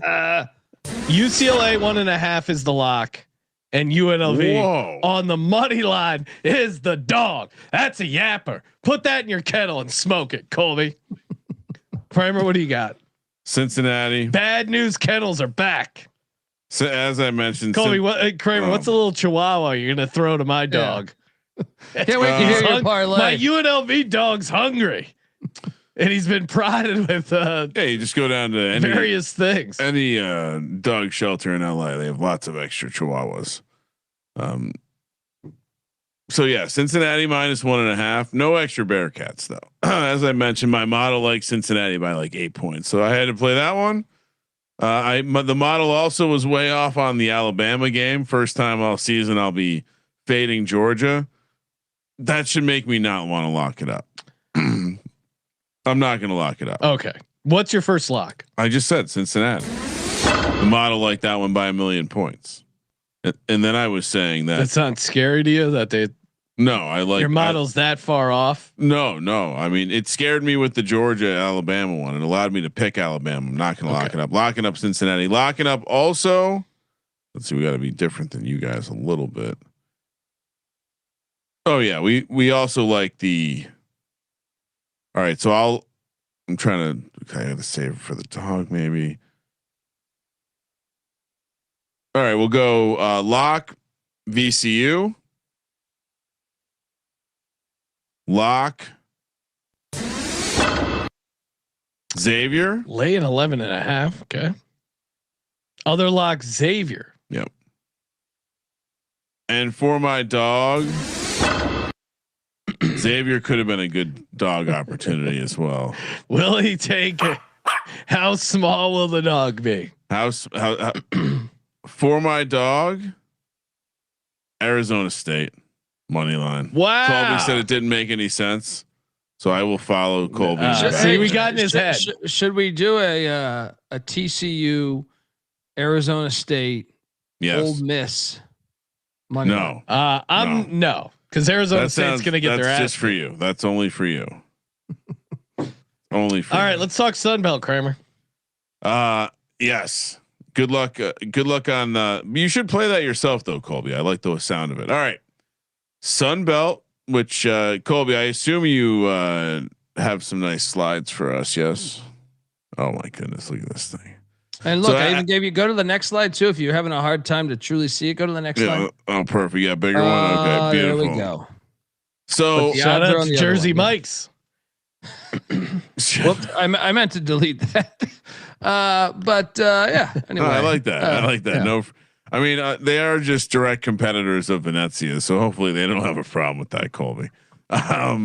Yeah. So as we've been talking about for what feels like a couple weeks, the Sun Belt is. Well, it used to be the WCC was the only conference really to do this, and now the Sun Belt has taken it to another level. I wanted to make sure I got this right, so I took some notes. It is a conference tournament where 14 teams get in. The 9 and the 10 seed get a bye. The 7 and the 8 seed get 2 buys.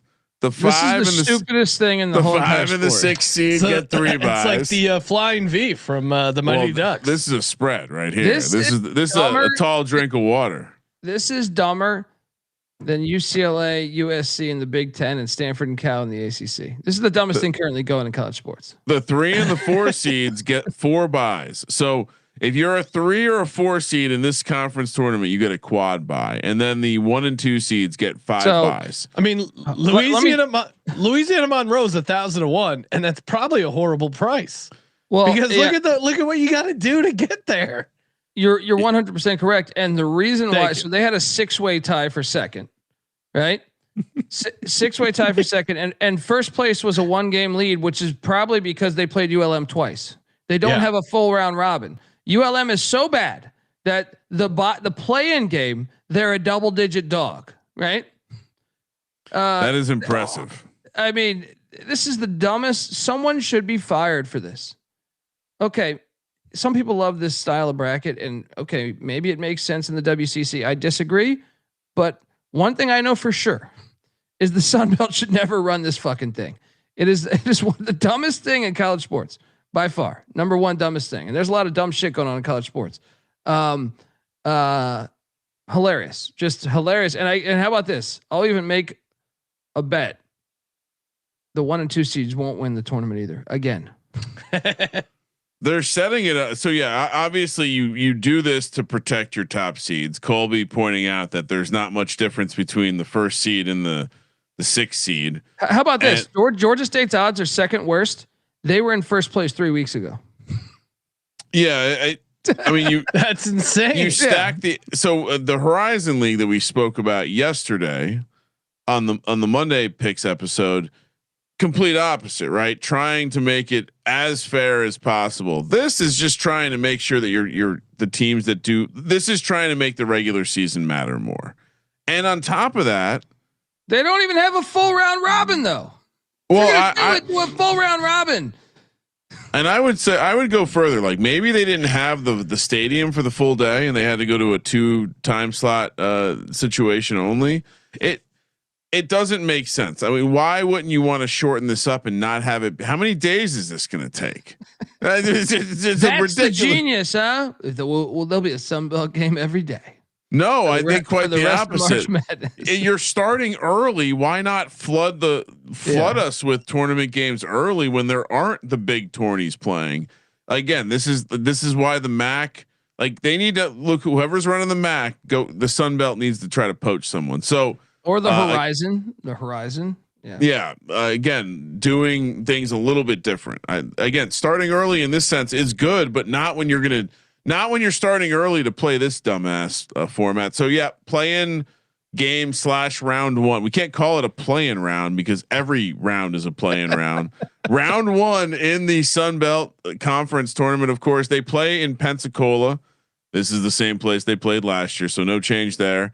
Which I do think, from a handicapping standpoint, it's like 2-sided. One, it's a temporary venue, which most places are, but 2, there is some familiarity. So the whole you're not used to the building or the sight lines or whatever. That does.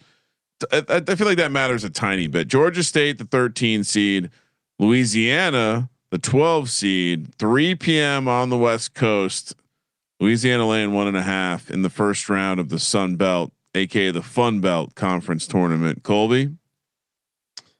Oh, we're all over Louisiana here. They're playing better down the stretch. They hired a Kelvin Sampson assistant this past year. Why am I drawing a blank on his name right now?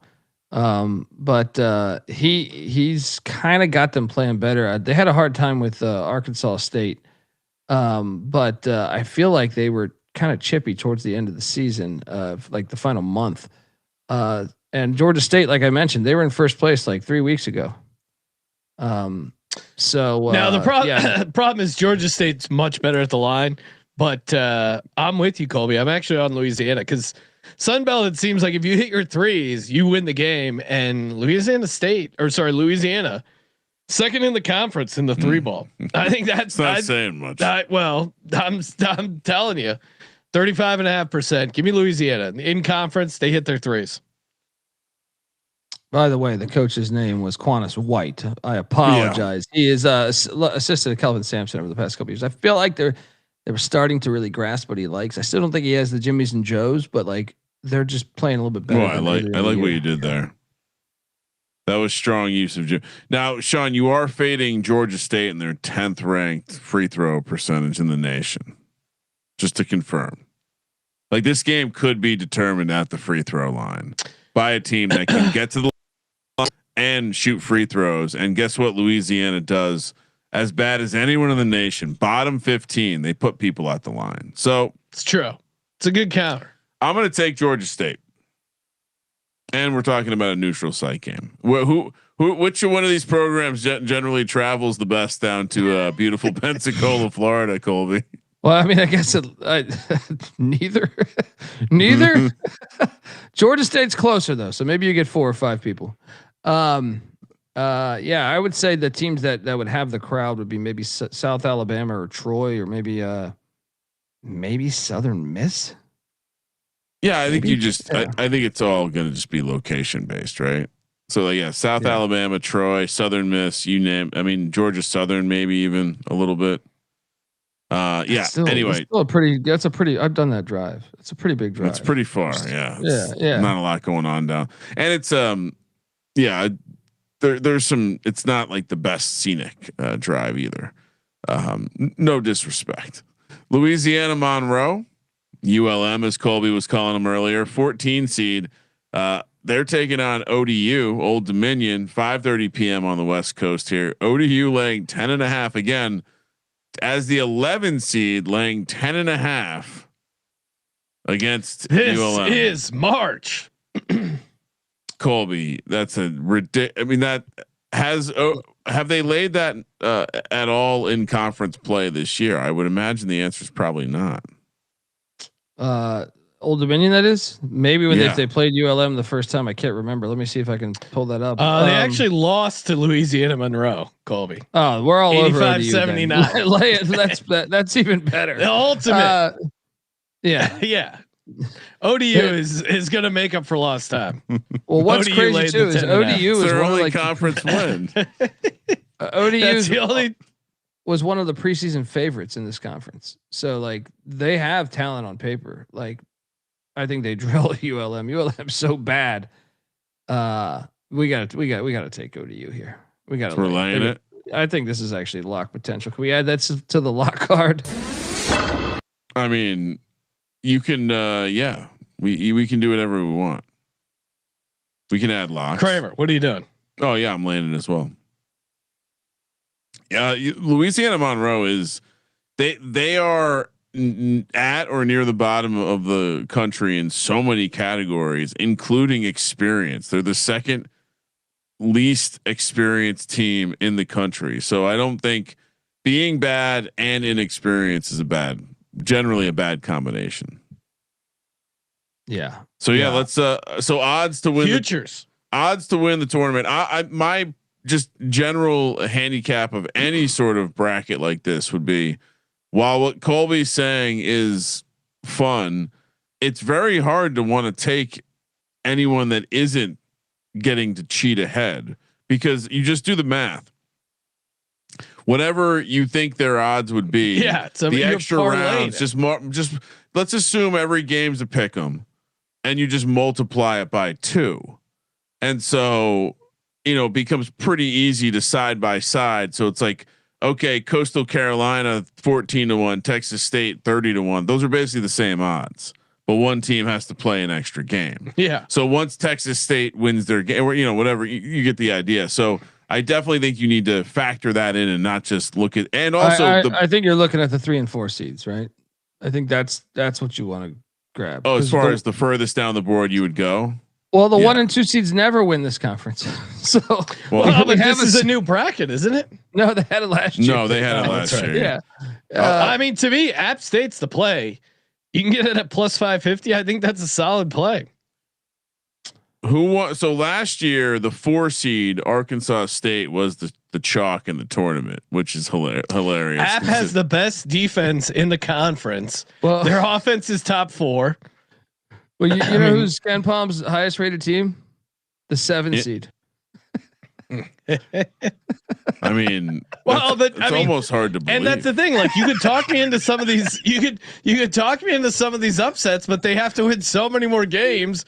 Like, value wise, I mean, Arkansas State has to win their game, then South Alabama, then Coastal Carolina, then Marshall to get to the finals. Like, even if. And Texas, Arkansas and they're all State, fresh. All the teams are fresh. Yeah, and you're playing. I mean, Arkansas State at plus 850s is a horrific price because you're playing all back-to-backs. The 4 seed won the tournament last year. Dilly Daggers. Yeah, they do it again. Give me App State plus 550. I think it's the only thing I'm doing here. Do we have? Are they playing App and Coastal? Are they playing consecutive days? I think so. So let's see: Tuesday, Wednesday, Thursday, Friday, Saturday, Sunday, Monday. Yeah, it's straight games. Yeah, so give me App. App's the only one who has a chance. I mean, unless you want to go, because look, Coastal's already beat Marshall. So if Coastal can win that first one, yeah, but I don't disagree, but the price sucks because you have to play an extra game and you're only getting 14-1. What do you mean? It's better than App. For who? Oh no! Well, App State's also in the same situation. Yeah, you're right. All right. Yeah, I'll take Coastal too. I thought. Look at Texas State. I thought Coastal had to take. I thought Coastal had to play another game. Hear me out here. Texas State, their odds are ridiculous. They just beat App State. I mean, I know that it was a close game, but I'm saying if they can beat App State, they got to beat another team to get to App State. I think you nailed it, Colby. 3 and 4 seed. That's what I'm doing. Yeah, give me App and Coastal. Those are the plays for me. All right, so the goal is to fade the top 2 seeds, and it's dumb to take. So we don't think it's wise to take Arkansas State at 10-1. They just, I mean, look, just the extra game. They have the best roster. Probably they spend money. Yeah, but it's Ken Palm's favorite team is as you point out. Well, another thing is they'd be playing South Alabama, which I actually think will have some crowd at that stadium. Give me Arkansas State. Single shot. I'm not gonna spray the board like you pussies. 2 bets. That's not spraying the board. Kind of spraying. What are you talking about? Kind of spray. Is maybe you know what? Hold on, let me look at this bracket one more time. Yeah, with your little lousy plus 850, all right? We combine for plus 19. All right, so what's Colby? If Texas State plays App State, what are your thoughts on that game? They just beat App State like 2 days ago. Okay. Yeah, give me Texas State and Arkansas State. Those are my plays. I don't. Sean's off. He quit. Well, I think he's seeing this bracket. He said, "I quit. College sports is too dumb." All right, so you guys are on App State and Coastal? I'm trying to find my Lehigh jersey. Oh, gotcha. I see what's going on here. We'll loves college basketball so much. He's going to get dressed up. So I'm on Texas State and Arkansas State, and these two are on the probably smarter plays of the teams that only have to win 2 games, in App State and Coastal. All right, Colby. Let's move along to the Patriot League while Sean gets into hair and makeup. Oh, that's right. We have to. No, we already did that, right? I know. That's just chronological. I see. For the Patriot League. I see what you did. Patriot League. My thoughts? Beautiful. Okay. Yeah. Sorry, it's on campus. All on campus, all the way through the end. Did I fuck that up? I think. Yeah. What do you mean? No, you're right. I think the odds here are for the horizon. Oh no! Hang on, we're going to say that. Yeah, that's fine. I have the numbers in front of me. Patriot League, again, all campus spots, does not ever go to a neutral site situation. There is a hilarious scenario that could happen in the first round for Navy. Yeah, no, and looking at the bracket, obviously, if Army West Point, I like how they fill the whole thing out there. If Army beats Bucknell, they had Army Navy in the first round of the conference tournament would be a little diabolical. Now Navy's blown them out. Navy's very good, but fuck Navy. No, my couldn't goodness. find my Lehigh jersey. Okay. Kramer probably threw it out. I did not throw it out. I feel like you were. After you broke the 20th bobblehead, he burned it. Yeah, I mean, so what the odds here? I'm curious because this tournament, everything's on campus. So we get tomorrow, Bucknell, Army at Bucknell, and then fucking Holy Cross taking on Lafayette.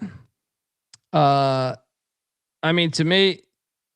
Hold on, are we going game by game right now? Yeah, let's go game by game. Okay. So a slide. We're heading to Lewisburg, Pennsylvania for the Bucknell Bison.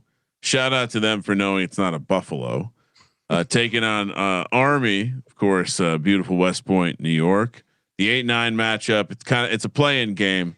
Bucknell's laying 2.5. Army's been pretty bad all year.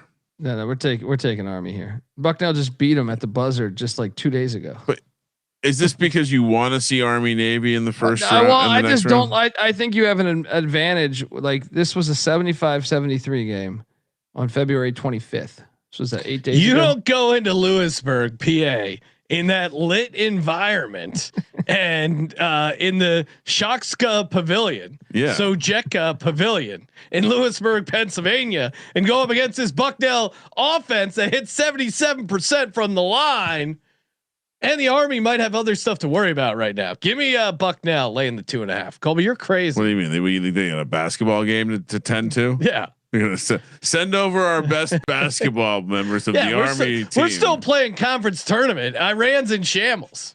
Didn't I read you that quote, or was that on TCE of like there's like a quote at the where was that, the College Football Hall of Fame? I don't know, somewhere where there's I think it's, I don't know, somewhere it's either World War I or World War II, where I think it's number 2 though, where he says they're like, they want like an elite unit to go over and this one mission. He goes, we need to send the best college football players we have. The president says this, send the best college football players we have over there. It was like World War I or World War II. It's a famous quote.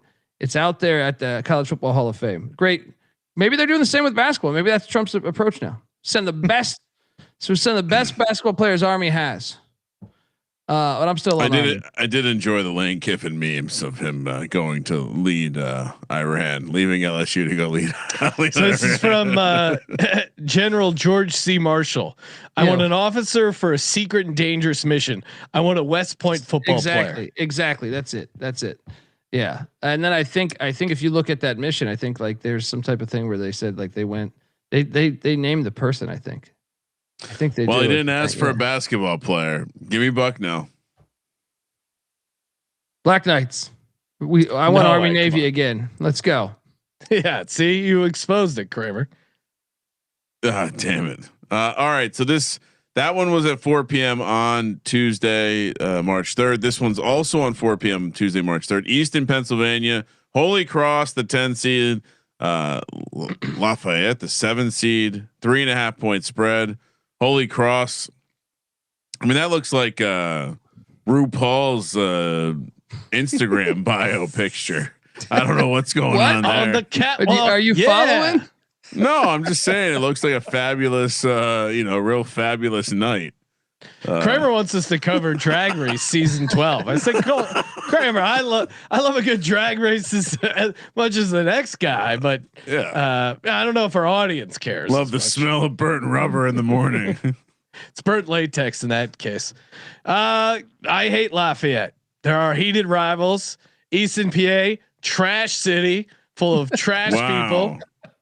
Fuck Easton. What is that? Hard to beat a team 3 times though, Shot. That's why we take fucking Holy Cross. Dave Paulson. Let's go. Legendary coach. Coach that the Crusaders all you need to have. tell me is fade Lafayette. Holy Cross is the play. So first there were senses of Colby betting with his heart in the first game, and now Sean clearly betting with his heart. Did they split with Lehigh? This who are we talking about? What was the is it recency bias? How did Lehigh and Lafayette do against each other this year? Lafayette lost twice to Lehigh because we fucking own them. Okay. So yeah, what else is new? The Lion shouldn't concern himself with this. I know, Jaguar, but I want to. People might not know what a trash fraud team and program the Lafayette Leopards are. Ooh, yeah. And Holy Cross almost 7% better at the line, 7.4% better, and you're getting 3.5 points in Easton. Known shitty town. This is this time. Shout out to the TikTok diner though. Good spot. This is a tough time of year for me because these teams are so bad. Hasn't been the same since they don't allow smoking. Back in high school, that was the spot. 4 a.m. diner, drinking all night. Just have a bunch of cigs and Dixie cups of coleslaw with everything. I'm looking at the TikTok diner right now, man. 2.8 out of 5 stars on Yelp. Wow! Don't get any some pretty cool lights though. The one in Jersey. Everything has between 3.5 and 4.5. You got to go TikTok Easton, PA. How do you get to 2.8? That's a lot of TikTok Eastern PA looks like shit. The one in Jersey looks like a fucking like the greatest diner I've ever seen. Have you heard of this thing, Kramer, in Jersey? Rick Pitino went there.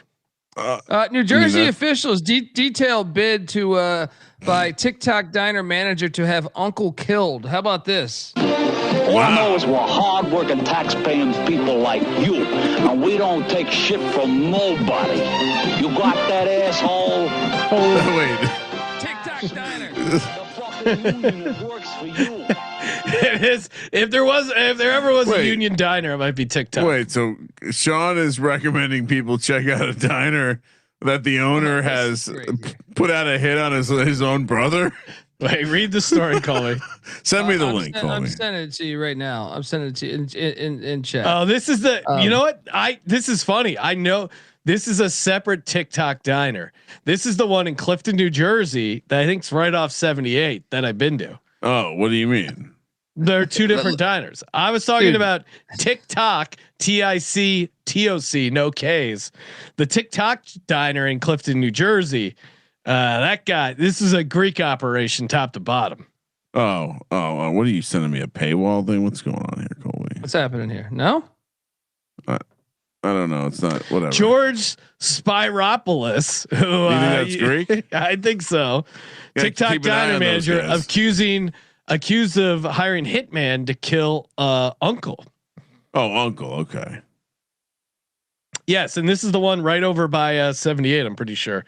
Authorities say Spyropoulos resented the control his uncle exerted over the New Jersey restaurant, which was featured on Guy Fieri's Food Network, diners, drive-ins, and dives, and hit jobs. I guess he also allegedly felt his uncle was taking an unfair share of the profits. The nephew provided is motivated by greed and wanted to steal a large amount of cash that his uncle kept in the safe. He allegedly told the undercover officer to make sure to get the combination to his uncle's safe before killing him. Spyropoulos suggested the undercover officer kidnap the uncle from his Clifton home, torture him until he gave up the combo. The nephew provided the officer with a $3,000 down payment, a photo of his uncle, a map of his home, and his daily schedule. I would love to see that map. I would love to see that map.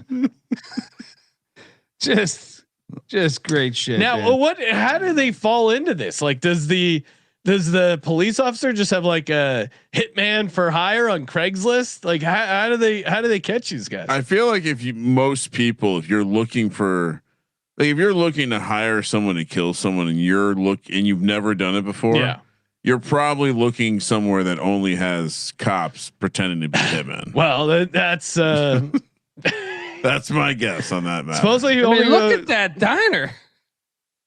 We got to do a true crime. Yeah, no, this is and if you take the is that a strip club? What is that? That looks like the car wash down the street from our office. Yeah, it's a late night diner. I've been to this diner. It's a good diner. Really? Great. What service. were you doing there? Don't complain about. Were you meeting about a job?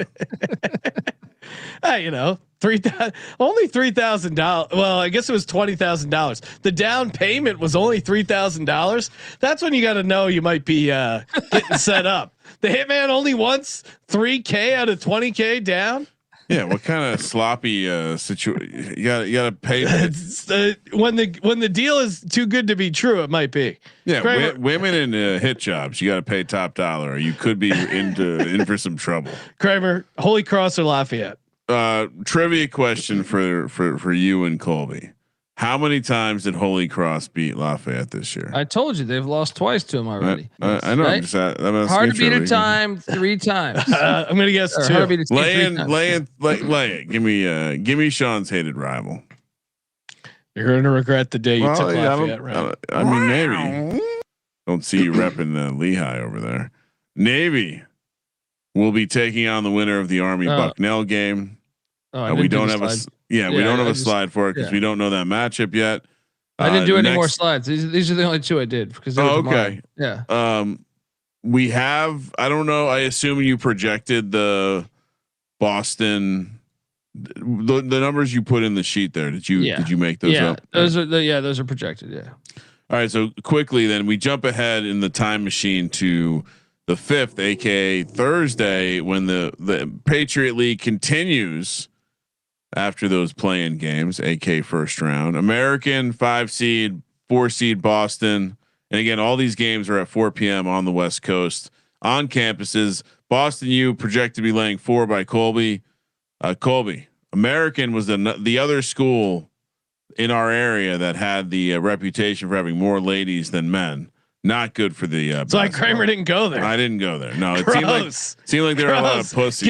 Give me to a college that's more accommodating to the Ryan Kramer lifestyle. Too many pussies. I'm on AU though. AU just lost to them in a pivotal game. I still think AU is the most athletic team in the whole conference.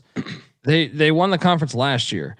I still think they got that pedigree to get it at least a couple rounds here. So give me AU too. I like them on the money line. I think they're going to beat them on the money line. Always wild when teams have end the season playing a team and then have to play the team again. This time it's at home. No, American horrible defending the 3-point line. They already won at Boston once. Yeah. True story. Boston gets hot this time. They've only they've won what 8 out of 9, losing only to Lehigh. Good form. I mean, come on, give me Boston. They just played each other. You got to take the dog in this spot. American.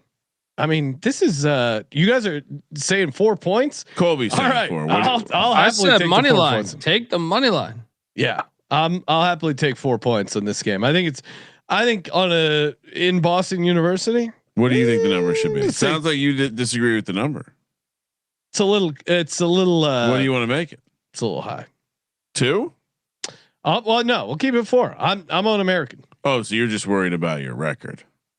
No, I not think accurately predicting what the number. I think, so make it 2. I don't care. No, I'm saying American's going to win outright. What do you think the number should be? The number's going to be. You're being critical of the number. What do you think it's it should be? Too high. The number's going to be 2. Okay, but I'll lay 2 with Boston University. You want to pick it at 4? That's fine. You need a couple extra points up the top. You pick it at. I don't. I'm the one that's scorching red hot. I'll pick it at 2. You can pick it at 4. Okay. Take your 2 points and. Okay. Well, Colby and I are Patriot League You're going to take 2, and I'm going to lay 4. All right. What are we doing? 2 or 4? I mean, Colby, what do you think? I mean, BU's hot. American's not, so I could see them adding a point to it. You know, maybe 3. Let's do 3. Split the 3. Yeah. 3. All right, I'll lay 3.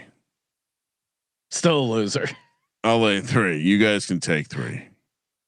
Good luck with that lady institution. Loyola Maryland, Colgate, a 3 seed. I noticed that when we talk futures here in a little bit, Colgate, a juicy price. Colgate's falling off. They're old news. Oh wow. Well, they're still laying a big number here, projected to be a 9.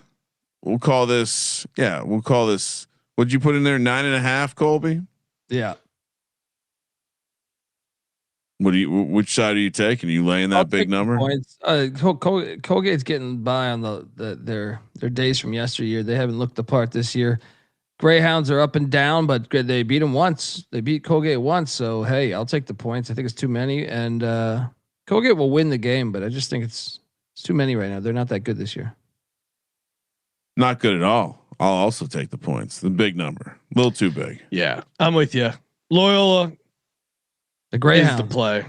The Greyhounds. Give me a Greyhound. You ever been to a Greyhound track? Yeah. Really? Pretty. I have not. Of you. I have not. Yeah. Well, we all know we all know your stance on dogs. Kramer went over there to pick up a couple dogs to feed to his other dogs. I've been getting some good Greyhound content in my algorithm. Those things are fast. They are very fast. All right. We made it. Let's go. Odds for the Patriot League Championship, aka the segment where Sean gives out Lehigh. Top seed Navy -180. Go back to the slide. Yeah, go back to the bracket. Slide. Slide to the left, to the right now. Crisscross. Oh, here we go. Yeah. So the top seed Navy getting a bye. They have -180. I mean, they're very this open, I believe, -110. It's all the way out to -180. Colgate is +475. They're the 3 seed, not but you know, they don't get a bye, but they're starting the same round. So a little bit different. Lehigh, the 2 seed, who gets the winner of Holy Cross and Lafayette, which that'd be great. We could have 2 rivalry games in the first round there. Colby, they're 9-1. Boston University +950. American 11-1. Loyola Maryland 50-1. Lafayette 75-1. Bucknell 75-1. Army 100-1, and Holy Cross 200-1. Any value in long shots in this conference? I'm assuming no. American, because they beat Navy once. They beat Boston once. So if they can just find that, they won the conference last year. Yeah, I think that's the value play for me, because if they get through all of those, they might not even be playing Colgate, and they could take it to either Lehigh or Loyola or Colgate. Yeah, give me American and Lehigh. Although if you're a better like Ryan, Navy, although you missed the best price, there were some -120s early when this thing first opened for Navy, who is a wagon. Yeah, no, Navy is a wagon. So if you're still taking Navy, I think Navy's going to win the. But for Navy, I think if you're a Navy fan, I think you would prefer, like you were hoping America was going to be on the other side of the bracket, because there's a potential second round matchup there. What's the spread if they play American? 6. Give or take. Colby, what would you make it? I off the top of my head, it'd be something like that, like Navy -5.5, 6.5, something like that. Maybe even 4.5. Yeah, then this is a pretty bad price for Navy, if that's accurate. If they're -180 and they're going to be laying a huge number against Bucknell or Army. I mean, think about that. That's -180 for a 3-leg parlay. So they can't be laying 6 -200 in one of those legs. I mean, just go back. What day was this? Go back to when did they play AU the first matchup? January 12th. American beat them by 4. No, by 14, not 4. 14. So they're certainly capable of doing this. So, yeah.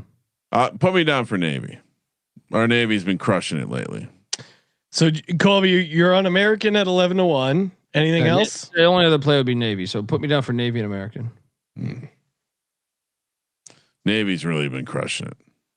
Shout out to the actual Navy, not these guys they got hanging out stateside, hanging around, shooting a couple of free throws. There's some real Navy men out there. Wow. Let's go Lehigh. Wow. This is Lehigh's year. I hate that it's only 9-1, because I felt like they've gone on better runs when they were like 60 or 71, or better runs meaning like winning a couple games in the conference tournament. If Lehigh gets in for the conference for the March Madness, I'll wear it. I gotta find that Lehigh jersey, but I'll wear that Lehigh jersey, no shirt, all day. Really? I don't know if that's is that who benefits there? The audience. Well, how does fellow March Madness? Do you fans? Remember March 16, 2012 when Lehigh beat Duke? You didn't have Lehigh that day? No, did not. Thought Duke would get it done. That's crazy. It's before I became a massive. If Colby was around, he wouldn't have let you screw that. Yeah, well, Colby wasn't around. We weren't previewing the Patriot League. I was not locked in. That's pre Patriot League tournament. Only congratulations, got through this episode in a brief 2 hours. Now tomorrow is going to be a challenge. Colby, you're going to have to limit the number of games. Appreciate everyone tuning in. And again, reminder, 15% off everything in the merch store, including George Mason Start Your Football program. Yeah, don't buy that shirt, but feel free. 15% off. College experience gear, first half unders, D-Gen only. The sweet D-Gen only that kind of looks like a certain cigarette company. That's in the merch store. All 15% off. What? The new Let It Ride hats are sweet. Both of them. And 15% off. Promo code March. So get in, gear up for the madness, merch madness. Of course, we got $25,000 guarantee that we're giving away in our Survivor Madness. And then also come hang out with us March 18th, 6:00, the Overhang Bar at the beautiful Circa downtown Las Vegas. Drinks on us 6 to 9. So essentially the second game of the first 4. The last game before the real tournament kicks off. Going to be fun. If you're out in Vegas, come say hi. Just realizing the craps table's downstairs. Yeah. Well, that's why we didn't do it downstairs, because you would wander off, Ryan. And I need you there, so we're going to be socializing, saying hi, shaking hands, kissing babies. I see what happened. Although don't bring a baby to Circa. Oh, no, they won't let you. They won't let you. Unless you're White Tiger, he gets in. And of course, Spotify, answering all your questions and comments over there. Toss us $5 while you're there. And obviously the college experience. And of course, thank you for participating in the Sports Gambling Podcast. For the Sports Gambling Podcast, I'm Sean, second the money green. He's Ryan. Next up, we have the ASUN, Big South, Northeast, Ohio Valley, and Summit League. Kramer, let it ride. I'm wet. I'm wet. I'm wet. I want better fucking execution.